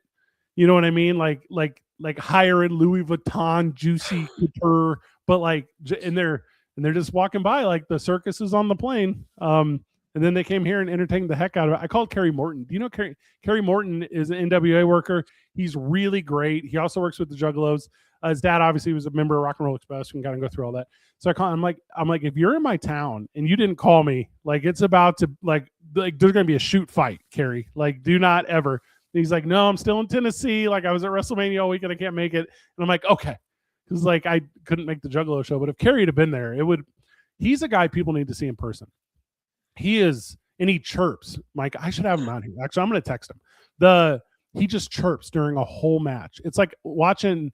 It's like putting a microphone on a hockey player or like a dugout for like a baseball team. You know what I mean? He's just so good at it. I can talk with you about this forever. I love your passion for pro wrestling. Pro wrestling is great. You went out to Vegas. Yeah. How much did you get to go indulge in the other stuff? Because I saw videos from people just walking around in the middle of the night and they're like, hey, look, there's a wrestling show going on behind me. You could walk up and it's 2 a.m. It is 2 a.m. and they're on Fremont and I'm right there. Like, I mean, it's crazy what it is. I don't know the total number, but it's dozens of pro wrestling shows that surround, the WrestleMania weekend and viewing parties, and Power Slap was out there at the Cosmopolitan. And that actually did me a little dirty. We had like a verbal deal with the Cosmo and doing pro wrestling out there.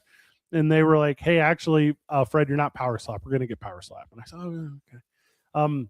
Also, I don't know how you turn a profit out there. You know, it was like all of these shows, Micah, and it was like, hey, get in for $10, you know, get in for $15, get in for $20. And I'm like doing the math. I'm like, I don't know. I mean, you got to pay these guys, you know, but yeah, I went to a couple shows. I saw Killer Cross. He wrestled a show against Juicy Fatu, one of the Fatus. How many are there now? There's 1,000 of them. But yeah, a couple hundred. Yeah, he main event a show. It was really, really good. Brittany Brooks is really, really good. I'm gonna have her out. She's so incredibly talented. Watched her work all over Vegas. But yeah, I saw a bunch of that stuff. WrestleCon is interesting because it's normally a destination at these types of things, but because it was in Las Vegas last year, it found a little bit like a retread, you know. So that was interesting. Also, when I go in, you know, it's to a funny point where I don't necessarily have to introduce myself to everyone, you know. So it's hey, how are you? How's your family? You know, as opposed to hello, my name is Fred Sloan. I'm with Duke City Championship Wrestling, and I'd love the opportunity to sit down with you for 5 minutes. It's not that anymore. But the WrestleMania stuff, I tell you what, and next year will be tough because it's in Saudi Arabia, and that's not for me. But the show is as special as anything you can ever see in person. If you, Micah, haven't had a chance, we should figure out getting you out to one. If your friends of your show haven't had a chance, I would strongly encourage them. But WrestleMania in person is as unique of a spectacle as the Beth Garth Brooks concert or Indianapolis 500 or big rivalry college football game, or I could keep going, right? The only thing I can really equate it to, I know I get on these diatribes with you. The only thing I can really equate it to is I went to a qualifier for World Cup soccer, and that was like, whatever, 25,000 people all rooting for Team USA against Team Jamaica in this qualifier. And that's what this feels like, because the 50,000 people every night at Allegiant Stadium, they're either pro their favorite guy or they're anti their anti guy. And that energy, I don't know how you match it if you're not physically there. Fred's beard naturally sticks to his face. Mine needs grooming. I'm held down by my Barber's R Us beard balm. The new flavor, the Velvet Noir brand is in stock. This stuff smells as good as cologne. BarberGabeFades.net is where you order yours, and you pick it up at Barber Gabe Fades, the barber shop right here at Lobo Plaza, Coors, and Central. I wanted to bring up WrestleMania, and you brought it up before I could get there, about Saudi Arabia. Is that a matte or a sheen finish on that? What is that? What finish is on that?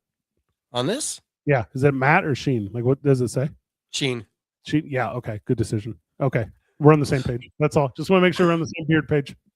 Yeah. Saudi Arabia, WrestleMania goes there. We're going to lose something in the States because it's really a mega weekend, not just for WWE, but the way that the independent pro wrestling world and WrestleCon is able to piggyback off that weekend. Vegas, as you said, is not an option, but do you see there being a possibility of an option where there is still an independent wrestling festival next year so that these entities don't lose out? And that the local American fans don't lose out on that kind of experience? You're asking a great question. I haven't given it the thought that question deserves, but I can give you my knee-jerk reaction. Given that Las Vegas doesn't need help throwing a party, that's a fact, right? The amount of pull that they had to pull it out of New Orleans. Also, I'm fortunate enough to be very good friends with the gal that runs Visit New Orleans. This is just small world stuff. And like, I know a little bit of the back of the house on that. And money is not an issue to the places that want to host this thing. And if for any reason, and you can find an excuse, if you could be like war, you could be political climate, you can say whatever you say, Saudi Arabia is just not going to be the WrestleMania fit that TKO was looking for. No, I wouldn't be surprised if it goes for a third time in a row to Las Vegas, because the money's there. Like, it's hard to explain. But if they wanted to, explore another option, maybe. Now, if you're a competitor, the only one that can really do it's AEW, right? The only one that has the pockets is billionaire Tony Khan and his family. So yes, I think if they would do it in Chicago, because they have such a loyalty to Chicago. Chicago's got the infrastructure that could hold it.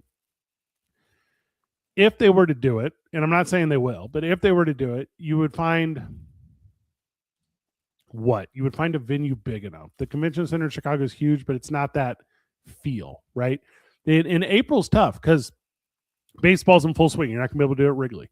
Like Soldier Field, but depending upon the weather, because you have the lake effect. So I'm going to say if it's done, they might put it in the suburbs, like in Naperville or something. So if it's done, AEW could do it in Chicago. It's real easy to fly there. People will come from around the country, but it would have to be centered around WrestleMania watch parties too, because those fans that are willing to make that effort to get there for that experience, they don't want to miss out on the spectacle that is WrestleMania, even if it's at what time would it have to be at, like noon or something, right? Because if it's in Saudi Arabia, they have to 11 or 10. They'd have to do it at a weird time. So I'm going to say maybe from one entity. Now, could Duke City Championship Wrestling say, hey, we're taking over, the El Rey Theater, and we're going to pro wrestle up until the start of WrestleMania, and then we're going to show it on the big screen. There's some rights and stuff you have to get from WWE to do that. So maybe, but Micah, yes, if Tony Khan can throw it together, no, otherwise. That's my knee-jerk reaction. I think in Saudi Arabia, I'm just from my recollection, I feel like we're watching those usually at like 10, 11 in the morning. I think so. It would be possible, I think, for an AEW, for locals, for something to be, hey, during the day, we can do the watch party, and it's almost like the tailgate into the lead up to a bigger show. Well, hey, don't mess or with Netflix, another show. Yeah, like I don't know the rules on that stuff. Like I have no clue. Like I think you can ? Nothing's really regulated anymore. There's no FCC on streaming. Like what are the rules? Freddie don't know. I don't know what the rules are, Micah. We're going to have to look into that one. But what you guys need to make sure you look into is getting those final 20 tickets, because if you don't, you're going to miss out. They're going quickly. It's Birthday Bash number 3. And I feel like that's pretty, appropriate number that it's the 3rd birthday, because it feels like, well, there's a whole bunch of drinking and smoking around Duke City Championship Wrestling. We're still kind of a toddler bumping into things and possibly a hazard to ourselves. Yeah. Well, it's fun because it's a family-friendly product, right? Like the one hardcore match we ever did, we did it with childhood toys, so it's like we're not really a thing. But hey, you're right. There's libations there. I mean, you want to have a drink, you want to have a slice, like you can have that there. I don't personally mess with any sort of like drugs or anything of that nature. But like, I'm going to tell you this, being in the building is a drug in itself. Like just taking in that energy is as special as anything you can do. So yeah, we're super excited about it. Real fun one. And then we're on a little bit of a, normally we do the 6-week thing, but we're on a 7-week thing. So June 12th in Las Vegas, New Mexico. And then June 20th will be the next show at the El Rey. So hey, you're like, Fred, why? That's such a long break. I'm going to tell you why. A graduation season, like every Saturday forever is booked with families over all of May. There's no way to do it again. That's why we had to get it in the same day as the Kentucky Derby and then into June. So yeah, we're excited for everyone to come out, excited for you to come back to Duke City Championship Wrestling, take a night off boxing. So thank you. Fallen Gray will appreciate you picking her up from the airport. I'll be ready, boss. Ready for your orders, setting up the ring, picking up people, sweeping the ring. I will return. June 12th, Las Vegas. Get ready. This is a show that you have not seen before. Freddy Fame. It's 3 years. This has been a lot of fun, and it's going to continue. Yeah, we're going to keep doing it. Thank you for being along with the ride. I know often you're so able to tell other people's stories, but this thing would not be where it is without you. The number one, the fellowship you gave me all these years ago when we first met, but then you giving me the knowledge and the contacts and kind of the historical significance of pro wrestling here in Albuquerque meant the world to me early on. And then your off contribution, right? So if it's back of the house, you do a ton to help. You have a little in-ring gimmick that is super funny and over with the crowd, which works really well. But this stuff here, you doing broadcast stuff. You are combat sports in the city of Albuquerque, greater than anyone I've ever interacted with a passion for combat sports. So thank you for always contributing, and thank you for being my friend. It was good talking to you, friend. We'll see you this weekend. Later, brother. So there goes Freddy Fame, and John Dodson was polite enough to get pushed back. So I plan to like have two guests on, get to talk about PFL Sioux Falls, and then we start to, oh yeah, bring up there's Bare Knuckle MMA and there's Blood for Blood next week. Before I can even get to any of that stuff, I've kept John Dodson waiting.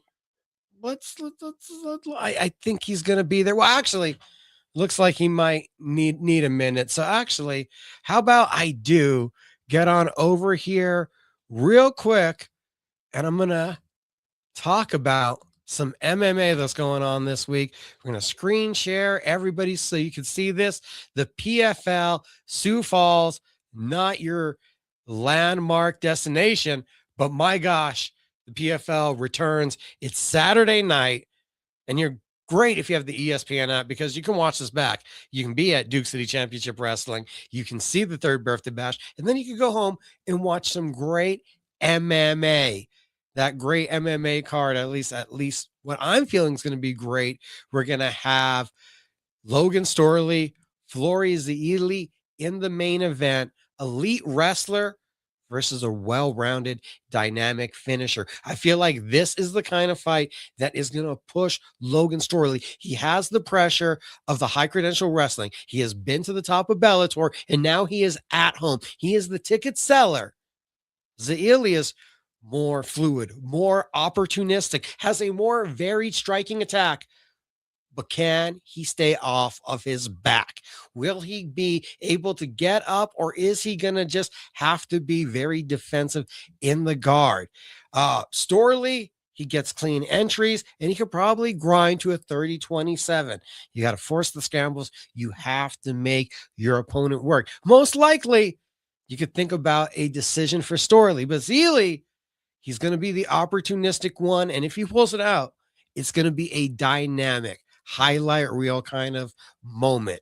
Gazin Rajibavov versus Alexander Chizov is going to be in your co-main event position.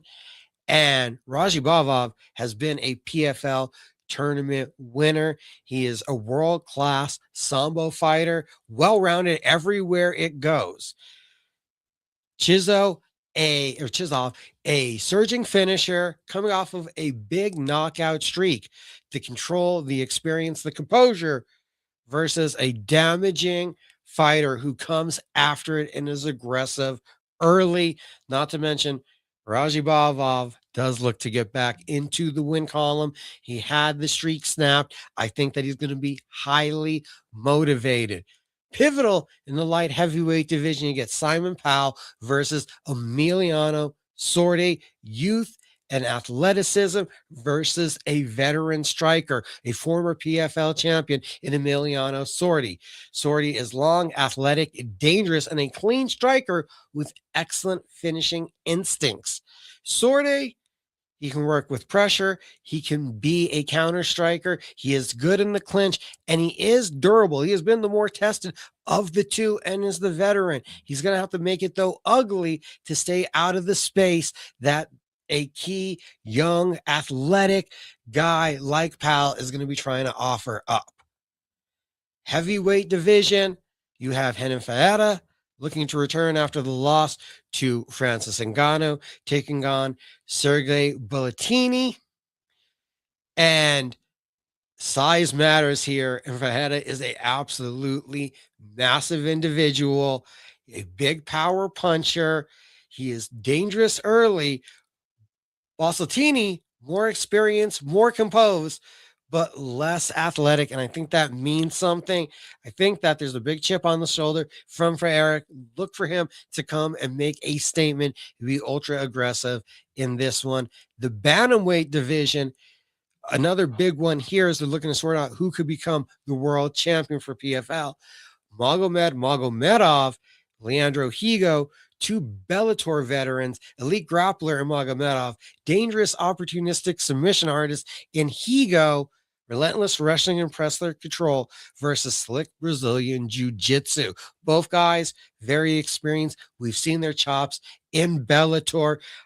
I think what matters here is the control versus can Higo force the space and force some scrambles to then make Magomed become reckless. If he's able to make Magomed become reckless, he may have an opportunity. The prelims, there's a huge spotlight on Rasul Magomedov in the light heavyweight division. Undefeated prospect taking on Rafael Xavier, 22-fight veteran, experienced gatekeeper. This is an opportunity to put together a dynamic highlight reel finish, put you on that Simeon Pale kind of trajectory. The PFL comes to Sioux Falls this week, and there's a lot of diamond in the roughs and things to find on a Saturday night to really make this card desirable. So as I'm getting ready for our next guest, I've been preparing today and thinking, how do I segue to the interview? And there's no other better way than just say the most exciting man that we haven't seen forever is here. The champ is here. We get to talk to someone that's magical. The magician, John Dodson, the BKFC Flyweight champion of the world. If people haven't, remembered that one in a while, how you doing, buddy? Doing excellent. How you been? Busy as always. Oh, likewise. I've been busy in a coach and bugging Nate and Dave Philman so I can get a fucking fight. I just want to knock out somebody, and everyone keeps on saying they fight, but no one wants to do it. So it's kind of frustrating. So we have had conversations for a while. I was worried that they lost your number, that they were ghosting you, that this was just a breakup, but BKFC is in contact with you. Yeah, I've been, not them being in contact with me, it's being me and being in contact with them. I constantly have them get bugged and hit up every week, literally week after week after week. I keep on bugging them and sitting there saying, hey, when are we going to be able to fight? What are they going to do? When am I going to go ahead and beat up an interim champion, or when am I going to beat up a cut man? I just want to fight anybody, anytime, any place, and everyone keeps on giving me the same roundabout answer. I don't have an opponent. There's no venue they can pay for, or I'm just too expensive of a fighter to go ahead and pay out an event. Wow, so there's a lot of their issues, not your issues. Oh, absolutely not. Apparently, it's some of my opponent's issues too, because Andrew Strode was sitting there, offer the fight, and then he declined it last year because that last card that was supposed to be here in Albuquerque, where Donald Sanchez was going ahead and fighting for the world title, I was supposed to defend it on the same day. And Lord behold, no one was going to let Andrew Strode fight in Albuquerque because him and his team are sitting there saying that they will fight anywhere but New Mexico. And which is stupid because I'm the champion. So let's go ahead and fight where the hell I want to fight and just get knocked out. Like, that's how you're going to be. Like, just run it. Stop being on the internet telling everybody how much you are this chosen athlete and how you're being so victimized. But they gave you the money. They gave you what you wanted, and then you still don't want to defend the title. Like, shut the hell up. You would think he'd be all right fighting here from the perspective of you and I know the inside of this. The commissioners and the referees that work New Mexico also work Texas, Arizona, and Colorado. He's from Colorado. It's not like he's not going to be under the same commission and the same judges, basically. Yeah, the Brady is going to be in the same area. He's going to be having the same people he's seen for years, and now he's going to sit there and just complain about it. I don't care. Be honest with you, it just shows me how scared he is, and I'm just looking for my next opponent. Like, they try to offer me a couple of other people, like G and Nate Manzis, and I was like, cool, let's go ahead and fight them. And I'm just still waiting for the BKFC to go ahead and say, hey, John, we got you an opponent. We got a date. We got a venue. Let's go ahead and move on with it. I'm like, hell yeah, let's go. Because I thought I was going to fight all last year. And I was hoping to go ahead and knock out 3 opponents last year. And I got 0. Where do we go from here? Is there anything that you can do, you and your team, to try to apply that negotiation pressure, try to force something to happen? I mean, is there anything in the contract where they have to offer you fights? I mean, this is weird that it's been since 2024 since we've seen you fight in BKFC. To be honest with you, I have no idea. Like, they're willing to go ahead and tell me that they're going to prep for the baddest man tournament, which is the $25 million tournament, to see who's going to be the baddest man in the world. And then they're also game plan for another $25 million tournament for the baddest bitch in the world. I'm like, yo, y'all are killing me with all these hypes about paying somebody astronomical amounts of money, but yeah, you can't pay for your fighters to go ahead and fight. Like, I'm a champion. I want to go ahead and beat up somebody. Like, there's other champions on the roster who hasn't fought, but the only one who continuously stays active is Kai Stewart. Very, very frustrating. And even Kai, from his recollection, he was almost out for a whole year too. Yeah. What do you think's going on here? Is there just problems with them that they're trying to sort things out and trying to keep the company intact? Well, it seems like they're turning a corner. I'm not sure if they are or not. To be honest with you, I have no idea. I can't even answer with that one because I'm not a company man. I'm just a dude who wants to go ahead and defend his title, beat up people, and ride off in the sunset as an amazing athlete, as a champion, as the stars have outlined it to be. We haven't seen you fight MMA recently either. Is there still a deal with Ryzen, or are they no longer in the John Dodson business? No, they've been waiting for me to go ahead and ride out these fights so I can go back out to Risen and fight out there too, because I want to go fight, do mixed martial arts as well. Like I want to be able to go ahead and maintain my superior status in both both types of fighting styles, whether it be bare knuckle, MMA. I can even do boxing if they want me to. Whoever they put in front of me, I can box them left and right and put me on an MVP card if you want. I'm down to do that too. So we got G, we got Nate Manis' name thrown out, Andrew Stode. He just got a 3-fight deal supposedly. So that's why I wanted to have you on. They had announced that, I think, Bare Knuckle show last week, and then kind of inclinated. Well, hopefully we can start to get the flyweight title picture sorted out. So I was hoping that meant they were going to have recent contact with you. Yeah, I've been bugging them. They haven't had recent contact with me. I'm the one constantly sitting there asking them, hey, when we're doing stuff, when we're going to go ahead and put me on. And then the whole thing about fighting somewhere is still frustrating. So we're seeing what's up. We're figuring it out whenever I can go ahead and fight. Like it's just getting real annoying because even like Mike Perry was sitting there saying he hasn't fought, Derek Brunson hasn't fought, and he signed his contract too. So they're having a lot of big names that are on the card or on the roster. Let me repeat that. They haven't fought. They're waiting for a fight, and we're just trying to go ahead and stay busy. Like for us, it's just another day for all these events. But if you keep on throwing all these events and bragging about what you're doing, it's kind of pissing off the rest of us off because now it looks like I'm trying to like back out of fights, and I haven't seen a name come on across my table. No phone calls, no nothing. Nobody sitting there hitting me up about, hey, we have a solidified opponent. Let's go ahead and do this. Everyone talks on the internet how about they want to fight me and how they're all blaming me. But at the end of the day, it's not me trying to go ahead and duck anybody. It's them like not putting a name on the counter for me. I'm willing to go ahead and bang it out with anybody and knock them the fuck out. John Dodson obviously frustrated, and it kind of culminates with what I've been seeing. You've had BKFC talking about also their new Fight Club series, and they said they wanted to cultivate more young talent. And I'm just kind of thinking, well, are we really writing out the talent that we have? As you said, you, Kai, it's hard to not find a fighter on the roster who want to be more active. I know. Like everybody that's on the roster, they want to go ahead and fight. But what's the point of filling up more people on a roster if you're not going to go ahead and use them? Exactly. I mean, they had great cards, and even talking about cultivating more talent, it was as simply as easy as going to Hawaii and going to Australia, and they let the locals fight. I thought both of those cards were really great for bringing up more talent, but again, the guys that are there still need to be used. We have seen a couple more flyweights active recently. Jan Carlos Rivera, even though he had a fight up at bantamweight because of his late notice opponent, and then you also had Yost last weekend. Are you seeing that there's at least a couple more options or guys in the division that look good to you? Yeah, there's even that Chris Garcia who sat there said that he'll let G sort out the rest of the flyweight division because he wants to take the bantamweight title. Once I destroy G, I can go ahead and fight that dude. It's piling up names and names of people that I can go ahead and fight. But I just want to be able to be active enough to go ahead and clear these names off the board. Like, you can have a stacked full roster, but I want to be able to start taking them out one by one so that we can keep the whole, like, division actually activated. Like, active, not activated. Just be alive.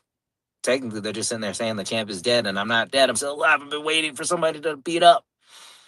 Right, that's what we had to do this. We had to show everybody. It's not like John retired, John ran away, John's unwilling to fight. You're here ready, willing, and able.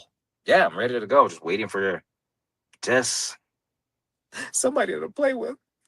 Man, and while you've been waiting, you've gotten into coaching and gotten into all different kinds of coaching. And is it a little weird with Power Slap that like you're the coach, but then you're not the coach like at the event, that you hand it off to someone else in those moments that's up there with your fighter? For me, yes, because it's like frustrating because I could do all the license and stuff and be there because I want to have my fighters to be cornered by the right person and literally somebody that's been working with them constantly. And especially if it's an MMA fight, like even I understand like the Ultimate Fighter situations that they go to Ultimate Fighter, they're gonna be stuck in there. They're in the powerhouse slap house. They're stuck with their coaches there. But if I'm here, let me go ahead and be active and just there make them feel comfortable, get them something like they're used to hearing, a voice that they're like comfortable with. And that's like the other thing, like that makes the ball rolling. And I understand that's how Power Slap goes with because they put one coach versus another coach, and then they stack up the bonuses on what side wins the most. And that's cool for the Power Slap. But for other coaches that are actually into the sport, people are sitting there saying, why would you need a coach for Power Slap? I mean, it's pretty much the same thing like why you need a coach to fight. Like you need somebody that's going to help you be there for you, help you mentally prepare, and actually make you feel confident about the things that are out there. Because anybody can fight any day of the week, but it's having the confidence and feeling secure and confident enough to be out there. That's the real thing that people are missing. I had Chelsea on. I know you watched it before her slap off, and we got in depth into the technique and everything and your involvement. How did you feel, Chelsea, and obviously Johnny with his knockout? How did you feel your two fighters did that night? Oh man, both of them performed amazing. Like, of course, Johnny went out there, walked away with a clear, hands down victory, and Chell came out with a loss, but she came out as a winner because her opponent's face was welted up, super swelled up right on the left side of her cheek. And her opponent even knew that she clubbed her. They didn't call her for clubbing. It was like against us on the refs was literally just picking on my wife for no reason. I have no idea. Like you can see if you watch their fight, you can see those 2 points of instance where she got clubbed in the first round and in the second.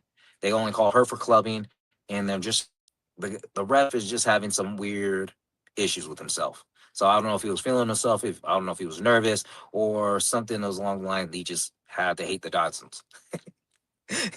The Dodson hate, man, it happens out there. I mean, it's hated all the time. I'm never like loved by the refs or the judges. That's why I got so many losses by decision. How much of your own technique, how much was it the amount that you guys have watched, as Chelsea's told me you guys have been an avid fan, and how much is it just your years of martial arts experience that have led you to the technique that you're trying to implement for the two of them for their slapping styles? None of that. Absolutely none of it. To be honest with you, it goes back into like track and field days. Track and field days? 100%. It's different techniques to go ahead and implement enough power and generate enough force without having to pivot feet, figure out how to go ahead and land with precise techniques, and also to go ahead and have like enough shoulder and durability with your front pec muscles. Like I know it sounds, or outer pec, like literally just making sure you can increase those dynamic areas. I had to figure out how she slaps and how Johnny slaps are two different styles, because Johnny loves to go ahead and have more of a powerful swing when she cocks back, and she loves her having her arm nice and long and using her legs. So I have to just figure out more techniques and looking at different sports and kind of combining them all together to make a massive Voltron emergent, you know, like not me making like a Megazord. I don't want like a little Zord. I want a Megazord. Like we got Frank and Dodson here. I have to combine a bunch of things. I mean, once it comes alive, you already know it's there.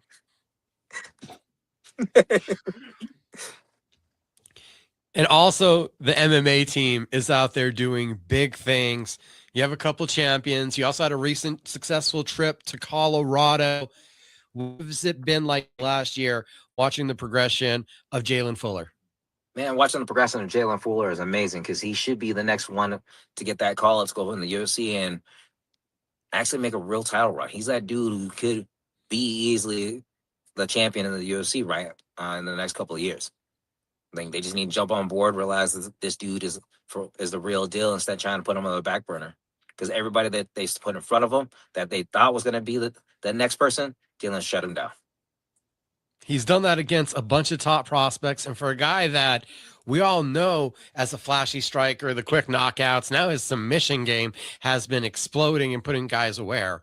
Yeah, because now for the APSC, they kept on thinking that he was just a submission artist for his first 3 fights, and then now we got a knockout against one of Dustin Poirier's guys. So there we go. And that kid was a top prospect. There was so much hype coming off of Christian Turner the week that he came here to Albuquerque. yeah, and we stopped that pretty quickly.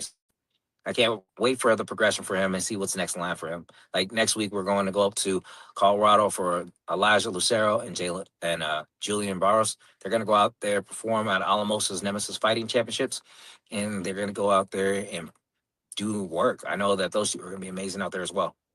Alamosa Nemesis Fighting Championships.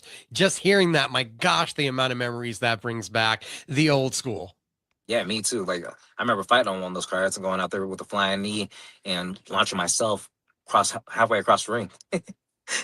We don't even have Jason on, but I guess I got to ask you, did he say if this is going to be the final event or is he starting back up? Because he told me at one point he might just do one more to retire on. I don't know. He might retire on this, but depending on how the outcome of this whole event, and he might want to go back into promoting.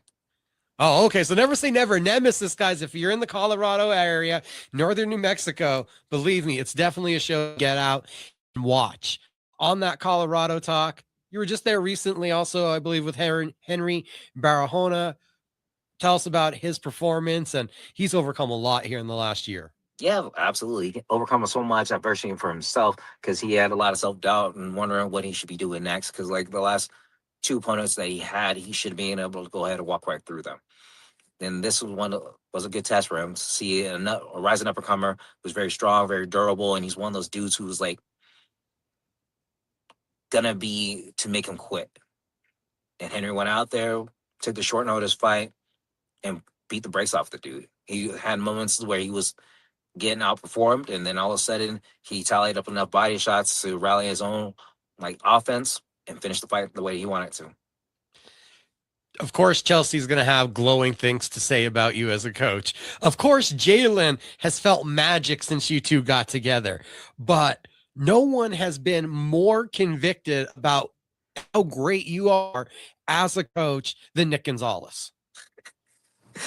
That's kind of words for Nick because he's still my coach, literally going back and forth. Me and him butt heads and collab with everything possible so that we can go ahead and make a better game plan for all of our fighters, and including myself and himself. Like I want to make Nick have a strong fight team, and this is literally where it's come to. Because I went to United Fit because Nick decided to ask me to take over his fight team, and I told him I'm not going to take over his fight team. I'm making a new one, and we just been running with it ever since. Nobody's villains. I still like the creative way that you came up with it. What is it that's made these kids and this group that you have right now special? It's because they're family. For me, every single one of them, I want them to go ahead and ride off into the sunset, knowing that they are more than just fighters. They're well-accomplished athletes, human beings, and better people. So I'm just trying to instill the likeness of my life into all of them. It doesn't have to be the fighting style, but I want them to go ahead and look at life and tackle it with anything, with just a smile on their face and be happy about what the choices that they've made. I don't want them to have any regrets. Social media is power, people. I don't care if it's X, Twitter, Threads, TikTok. You got to tag BKFC. You got to go find them. We want John Dodson back in the ring. We want to see the flyweight title defended. We want to see the champ in action. I want to be in action. Instead of just like having randoms at the casino tell me they want to fight, and I'm like, oh, all right, let's go ahead and let's knuckle up. And they're like, well, no, I didn't mean like right now. I was like, you said you wanted to fight, and you asked me right now, and I said yes. What the hell? Like, people think I just want to fight for free. I don't care about money. I just want to beat up people. If you said you're down, let's be down. This artistic. When did you know that Jalen Fuller were going to click? Because I've never seen two more theatric dudes. The personalities, the combination. Like, when did you know you two were going to click? When I had dinner with him a long time ago, he didn't know that like he was going to like me because him and Frank he was telling Frank that he wasn't gonna like me at all because I was just like, I'm the guy who beat up Demetrius Johnson. Now it's like I didn't beat up Demetrius Johnson. He still has the title. Like he had the title at the time. Like he beat me both times. So I was like, all right, cool. He's like, no, but you dropped my idol. I was like, who cares? I dropped a lot of people. That doesn't mean I win. Oh, one of the two worst decisions of my life. Oh my gosh. Like I said, I could just go lose by just like the judges' scorecards. I told you. The refs have fed out for me, and same thing with the judges. I can get kicked in the balls and like, no, it's a clean shot. I was like, no. My cup is broken. Refs, judges, promoters. You're such a friendly guy. What's there to hate? Because I've been trying to kill everybody with kindness, and instead of just killing them with aggression and pent up rage and being like a Mike Perry and just sit there and just tell everybody, I want to be the king of violence. Maybe I should have my own like liquor company, and then they might give me something. I mean, should I start working on like new type of beverages so that people can be like, hey, John, we want to use your stuff and sponsor the event. Magician rum? That magic rum. Magic rum. I mean, that sounds weird. It puts a spell on you. Ooh. Oh shit! Hey, if anybody's out here and they see this, like, we're gonna copyright this in like 5 minutes. Don't worry. Some rum or some like vodka. We can go ahead and just do this. We'll infuse our two crafts together. My art of performing and you with the alcohol, and we'll get people drunk. Well, that's right. What about we get them intoxicated? We need Bucked Up to come out with a Dodson flavor. Dodson, just Dawson by Bucked Up. And then it's a special, kind of flavor. I'm not sure what your favorite flavor is. I will just leave it as a mystery.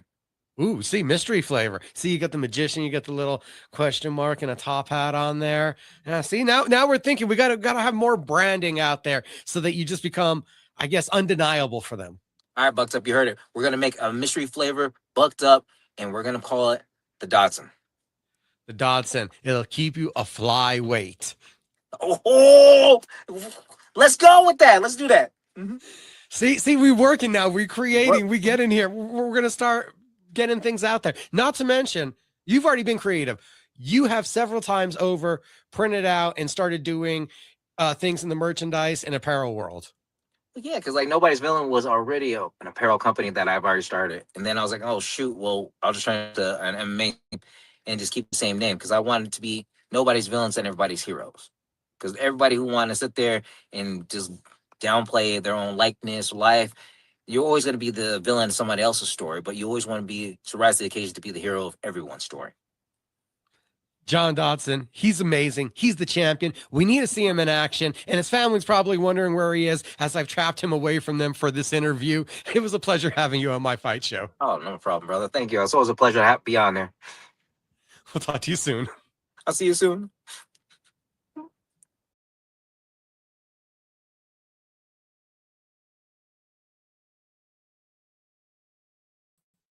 Okay, I didn't know where I went, and then I was muted, and John Dodson needs to be back in the BKFC ring.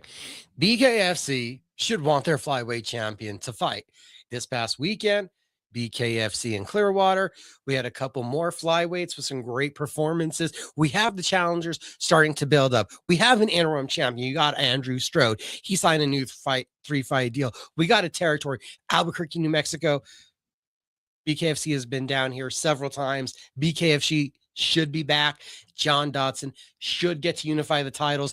We shouldn't have had to wait over a year to see the champion back. Love BKFC. Love what they're doing. We're going to talk about Blood for Blood in a little bit, but we should see John Dodson back in the ring. He shouldn't be struggling to get a fight. He shouldn't be begging to get a fight. We shouldn't have to make a campaign to get the champion back active. But if we got to do what we got to do, let's help us do it. You want John Dodson back in the ring? Excuse me, I said the cage. You want him back in the ring? Tell him. Tell BKFC you want to see him. If they don't want the smoke, you probably agree with Kristen Cabral. Probably nobody wants it. but Andrew Strode and Gene Perez should be calling for it. They should want the legacy building fight. They should want the toughest fight possible. The man that's held the crown, the man who hasn't relinquished the crown, the man that's been the king of the division. So we're talking about Bare Knuckle. Did want to bring up this weekend, Friday night, you looking for some fights? YouTube, it's free. Game Bred Fighting Championships, bringing us the Game Bred Bare Knuckle MMA from Miami. They had the face-off after the main event from their last event. Two Cuban legends, Yoel Romero and Hector Lombard. Let's see if we can go back to the screen share, because it is, though, a little bit unfortunate, because it appears from what I'm seeing, and we're going to bring up the screen share, that is no longer the case. We have a different main event now. Yoel Romero still there. Ageless Wonder. Alex Nicholson. Nicholson was supposed to, we'll click on the Tapology, show you guys, was supposed to be in action against, well, Joe Romero at one point, but there was also now a fight missing here. That was from the last Game Bred MMA fight, and his opponent did not show up at all. And he got pushed back to being a replacement fighter. And now that works out really well. Nicholson getting Yoel Romero and getting opportunity to get back in the $500,000 Bare Knuckle MMA heavyweight tournament. The former 2-division BKFC champion right there, Luis Baboon Palomino. If you haven't seen his MMA, his WSOF fight with Justin Gaethje, all-time banger, taking on UFC vet Daryl Horcher, Jake Hune, Joel Bauman. Bauman coming up from 185. Hune, one fight in 2025 before was a 4-year layoff for the WSOF vet. That's also, I think, be an alternate now for this heavyweight tournament, as I believe Romero Nicholson will be also. Ronnie Marks, Fabio Maldonado, that's stifling grappler, Brazilian UFC vet versus dynamic boxing UFC vet, the body puncher. I'll still tell you, I thought Fabio Maldonado was robbed when he fought Fedor in Russia. He should have got that decision win. Jordan Griffin, phenomenal story. UFC vet. He's actually been serving the country in the armed forces, and he is going to be returning to MMA. And he's actually got a couple wins since returning to MMA, and he gets a Kart Holoba, who's coming off of a couple stints with the UFC. So you got quite a few big show vets.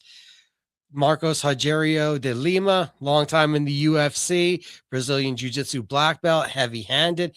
Teflon Nchukwu, another big-time prospect at one point at light heavyweight. Daniel James, who had won an LFA title, taking on former Bellator, and Tim Johnson's also a UFC vet. So these are two burly, big, heavy-hitting heavyweights, not to mention Rafael Alves, great black belt Brazilian Jiu-Jitsu. He's shown his striking acumen in karate combat, and he's taking on the Muay Thai specialist Anthony Njokuani, who dates all the way back to the WEC. Jordan Heiderman, you've seen him multiple big shows. Same thing with Jonathan Wilson, a UFC vet. Sabah Hamasi, Bellator vet, who we've been seeing in BKFC. John Teixeira at one point came over to Bellator and was like 21-3, never made it to the championship status, but was a terror in Brazil, taking on a Brandon Gertz, who we've seen from Bellator all the way to BKFC. This is a card. This is not like saying, hey, this is a UFC level card, but like, this is fun. This is definitely worth YouTube. Friday night, I want to watch some fights. What's on? The UFC is until the morning. Yep, UFC about 1 a.m. for prelims Pacific.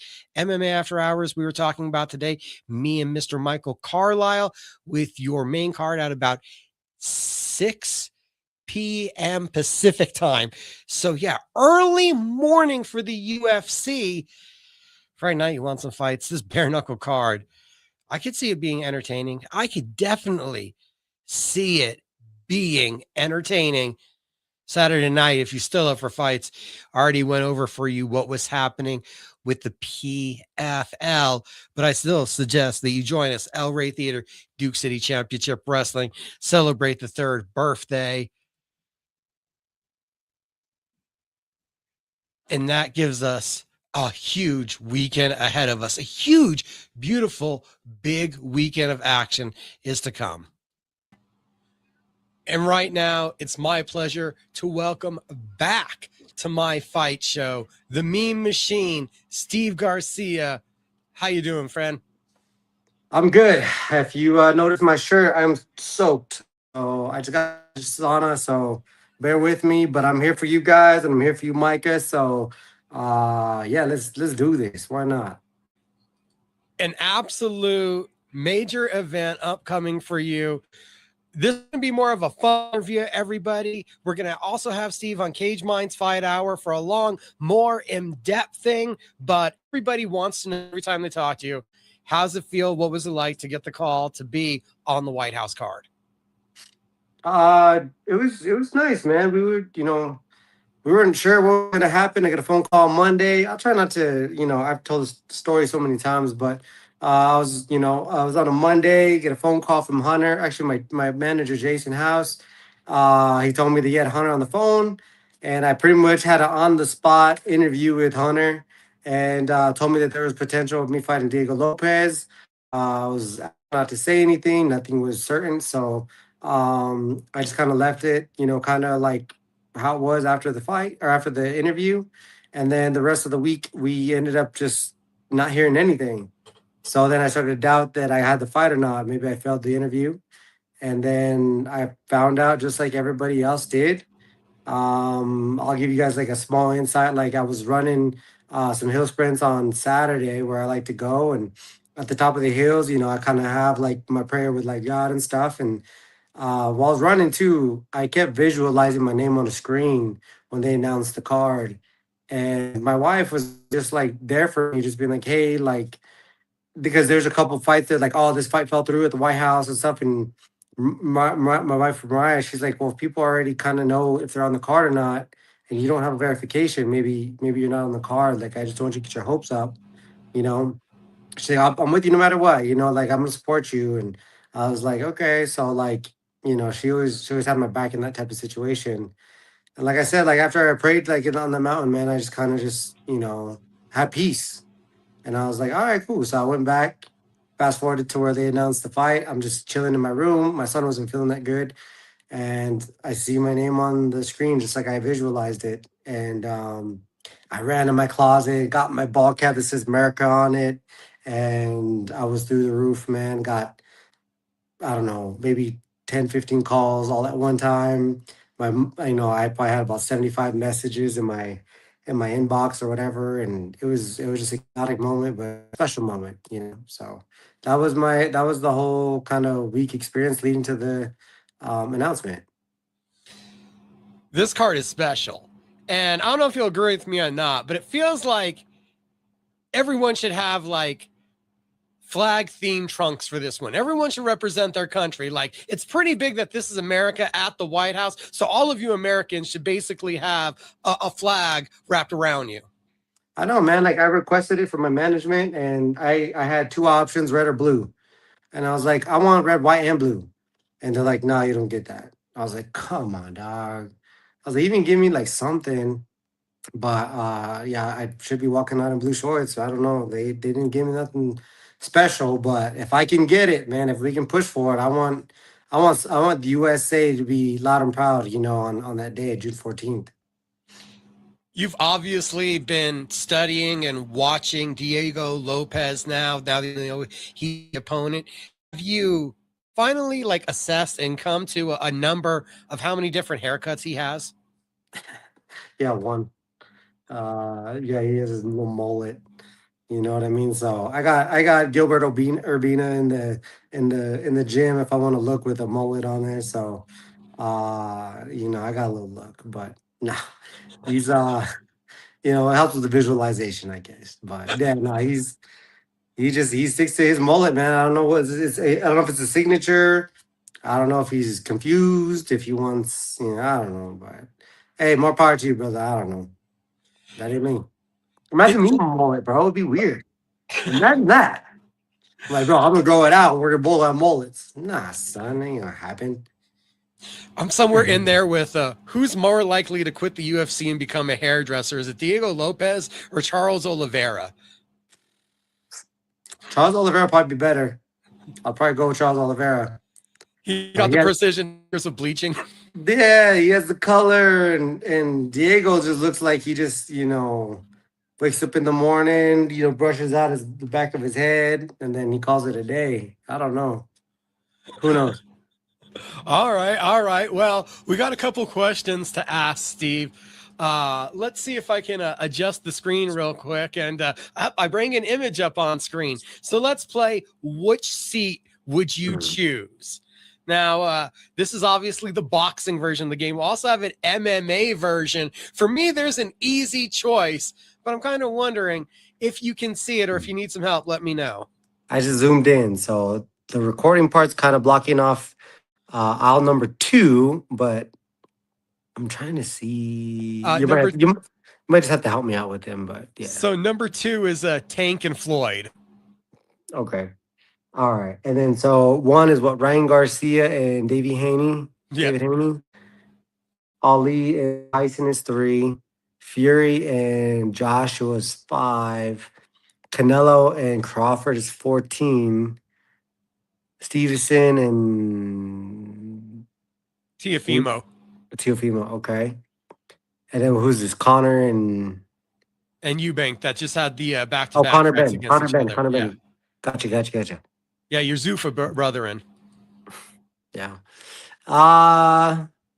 Dude, honestly, I'm on the fence with 3 and 14. Those would probably be my go-tos. But I also like Ryan Garcia. You gotta go. But I don't really care for David Haney too much. I would like being in the middle between Tyson and Muhammad Ali. Imagine being and having the conversation. Let's say Muhammad Ali was good. You know what I mean?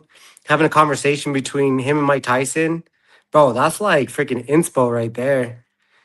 Exactly. It's almost like cheating having that number 3 where you're like, that's the only one where they might actually fight each other. And depending on, if this is Mike Tyson after he started growing weed, this might just be a lot of fun. I would probably go with, number 3. That would be my go-to. Not just because they're OGs, but I mean, imagine all the wisdom that you're going to get between those 2 gentlemen, right? But yeah, I also really like Canelo. I really like Crawford. But yeah, give me number 3. I know that you have a huge history with Danny Romero, but besides Romero, who was your guy as a boxing fan? That I like to watch? Yeah. Originally, it was Muhammad Ali. But then I started getting into Emmanuel Gustafsson. I really liked Arturo Gotti. His fights with Mickey Ward were, iconic. I'm trying to think of who else I really, really liked. Willie Pep was a fun one. Rocky, I mean, all OGs really. Pacquiao's a fun one. I really like Pacquiao. Pacquiao I used to watch a lot too. All the southpaws, you know what I mean? I really like the southpaws. Even who's that guy that danced all the time? It's not Amir Khan, but it's he said just goof off in the ring all the time, just make people look silly. What's his name? There's so many highlights of him. You know what I'm talking about? Are you talking about a Sugar Ray kind of level guy, or sort of? There's a lot of defensive wizards throughout the years. It's hard. What's his name, man? He was just he was so fun to watch.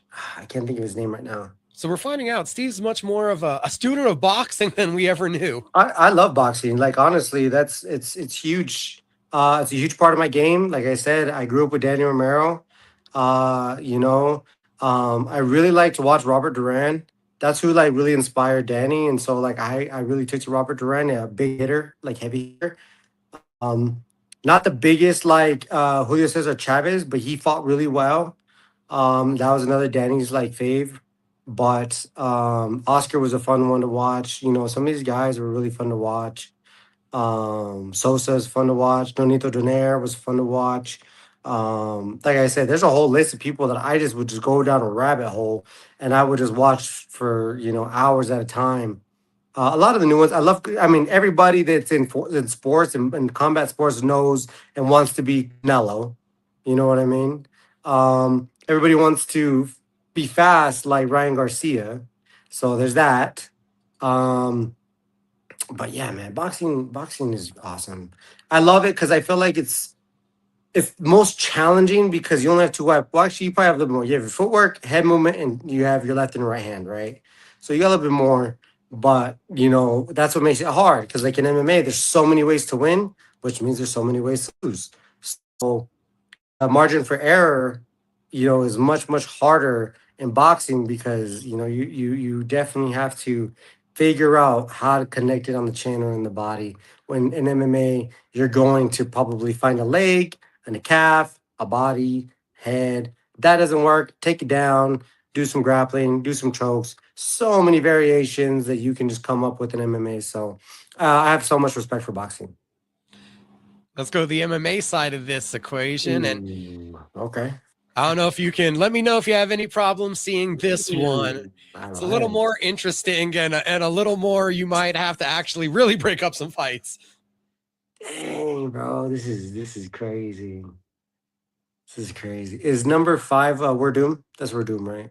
I believe it's for Doom and Tony Ferguson, and I'm trying to remember how long ago those two had beef, where I found this meme from, but I'm just sure that neither one of them get along with many people anyway. I'm definitely avoiding number 6. Yeah, that's not gonna be something I'm gonna be. I'm like, bro, I was like, I don't know what's going on with these two right here, but they're about to kill each other. Sonnen and Tito, that's just pure comedy, so that would be funny. I think that would be cool, to chop it up with Pettis and Ben Henderson. Me and Pettis have a decent relationship. Like, comes over, we chop it up all the time when he's here. So, and then Ben Henderson, I think is a pretty chill guy. We're doing, Wanderlei and Rampage. That's like a roll of the dice if you're gonna get escorted off the plane or not. You're not even getting off the runway. Yeah. And then Jamal Hill, Perea. Perea doesn't even speak English, and then Jamal Hill, I don't know what Jamal's about. Strickland would be fun. And matter every time he hears the words chama. Yeah. Give me number 7. Because one, I've talked with Strickland before. And, obviously, like, he loves his guns. I love my guns. Bryce Mitchell is like a crazy conspiracy theorist and a Bible believer, but he takes it very extreme. I don't know. That sounds like fun to me. Give me both. Give me number 7. See, I was going to think you're going to be okay in 7. They're not even rivals. And I thought 2 might be okay with Pettis and Henderson because they like to fight each other, but really for money more than just like they hate each other. So you'll probably be able to, get through a fight with them. Yeah, man. Like, don't get me wrong. Like, when like there's a fight that goes on, but like you're surrounding them. I want to be the surrounding guy when it comes to some of those other seats, if you will. But yeah, no. If I have to spend a couple hours in between somebody, I'd rather not have to worry about if someone's gonna try to kill me or not. So that's my logic. Now, as we're putting Steve, through different kind of questions, the MMA world, people thought this was a wild combat sport for a while, but have you seen how wild combat sports really have been going? Like, let me see if I can hit play on this. And I don't know if you can fully see this, but have you ever seen anything like this? Oh, you're just walking around, you're tied to each other. They're chained to a table. Oh, this is good. This is good. Oh man, yeah. What's the meme machine commentary on this? You just made your commentary debut. Oh man, I don't even know what to call it. It's like, all right, got in the greens, trying to tug him into his right hand. Who knows? I don't know how to set. I don't even think he knows how to set it. Oh, he's pumping the right hand. Guy in the white. I don't know the names. We got Baldy over here. He's looking like he's trying to figure him out, but Green over here just keeps tugging on him like a dog. That's one of the wilder things I've ever seen, right? That's pretty crazy. You know, I think with slap, they need to hold each other's hands and they need to go at the same time. I think going back and forth, you're compromised. Whoever gets hit first is always compromised even from the get. So I feel like in order to make it even, you guys hold each other's hands and then both freaking slap each other. You know what I mean? Because if I get slapped and I almost get knocked out, but not quite, and I'm still, you know, semi there, my hand ain't gonna be, because my brain and my chin and my face and the powder, I haven't really watched too much, but I'm like, nah, dog. I was like, we need to make this even. Well, we know Steve likes to fight in a phone booth. Could you imagine seeing this one? Oh, sign me up. Sign me up for sure. Our elbows allowed. I think it's just boxing. I can't tell, but all I know is they could have stopped the fight like the first time the guys. It's just a little bit sketchy when you're trying to rely on a referee's arm to jump in there and save you. But I know you like a good phone booth fight. Love the phone booth fighting. How do you commentate that? I wouldn't have any clue. I'm like, we can try to even replay the clip, and I'm not sure. It's just. I'm like, there they go. They're both hitting each other. There was a left one. Oh, someone's falling. And now it's over. 15 seconds. Really, that's all we're 15 seconds. Oh my gosh, dude. So you figure we bring something different for Steve tonight on the show. We got just a couple more of these. We're trying to get his insight into the new world of combat sports. And yeah, guys, I don't know how I'm finding all of this stuff. One more second. Oh, we got one. Have you seen the kicking one, the leg kicking one? We don't have the leg kick one, but this is something else that I got sent. I don't know if you've ever seen this. Let's see this. Oh, shoot. This is like some gladiator shoes. It's like, all right, guys, here we go. It's 2-on-2, and we are together. And we're shackled. We're shackled. Imagine one guy gets knocked out and the other one's still conscious. Bro, that I was gonna say, I was like, you gotta like, in the gladiators that cut off the arm, bro. Right? Get left behind. I'm like, how do you do this? Yeah, I would. So I'm doing like, you messing me up, bro. Like synchronized stepping. Also, one guy, imagine one of you tries to circle one way and the other one you just pull each other in the middle. They're not shackled at their legs, right? They're shackled both at the feet. The legs too? And on the no. arm. So they got 2 points of contact to each other. Like, yeah, see, look, one guy's dropped and yeah, that's kind of bad. You might dislocate an arm. But what if like you get like one person gets hit in the balls? I guess we're all hoping for a timeout. Yeah, I'm like, bro, like one person gets hit in the ball, like, you get time out, not shot. And if that ain't wild enough, we got one last screen to show Steve tonight before we let him get out of here. And it was a fun time having him on my fight show. So we're going to jump on over to this screen. And first thing is, have you ever seen coffin fighting? Coffin fighting? This is the first. What is this? This is the first. What is this? Let me see this. I got to get in this.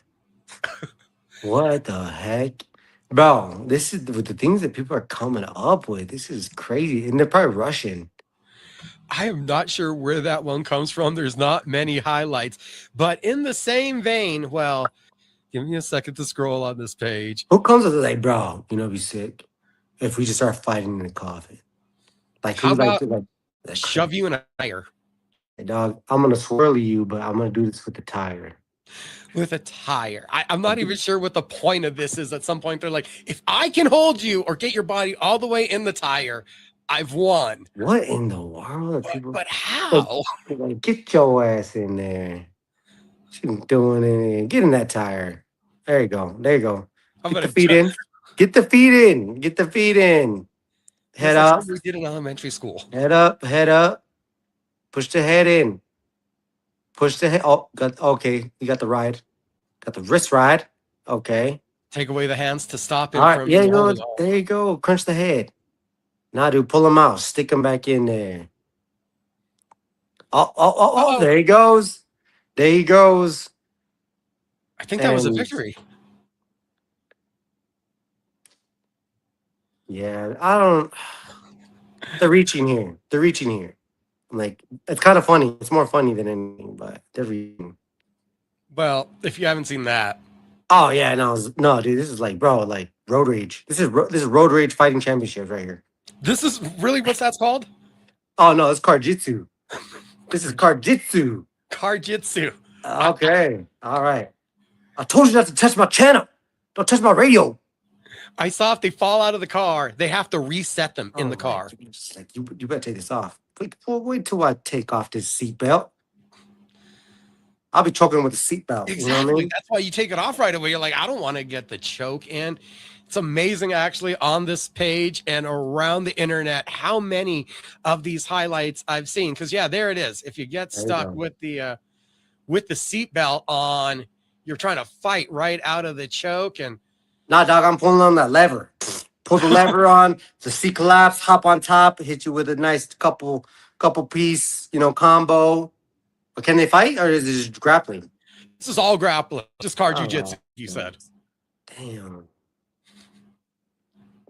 Okay. Can you take the steering wheel off? I don't think you can do all that.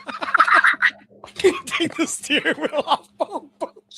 I mean, Wow. We thought MMA was wild at one point, right? bro, they're just like, bro, what would be crazy? Like, hey, bro, there's a tire. We got a tire here. Let's shove his ass in the tire. You know what I mean? Let's hold hands and punch each other. It's that honestly, you can come up with some crazy stuff. You know what I mean? Just like, all right, we're gonna go tag team with the cockfight. Like I have my rooster. Whoever wins, tag team, something. I don't know. Never been to a rooster cockfight. I should act like I know that. I don't know that. I would assume that's what would happen. I think I've seen like a movie. I'm sure they make movies with that, but I don't know. Promise you guys a different kind of interview. The Mean Machine, Steve Garcia, joined my fight show. And next time we see him hitting somebody, well, I'll probably see it at the gym and sparring here, but you guys will see it at the White House, which is really cool and on the cusp of a world title shot. For all the traditional interview stuff, check out Cage Minds Fight Hour, ESPN Radio Albuquerque 1017, The Team. That's right. That's right, people.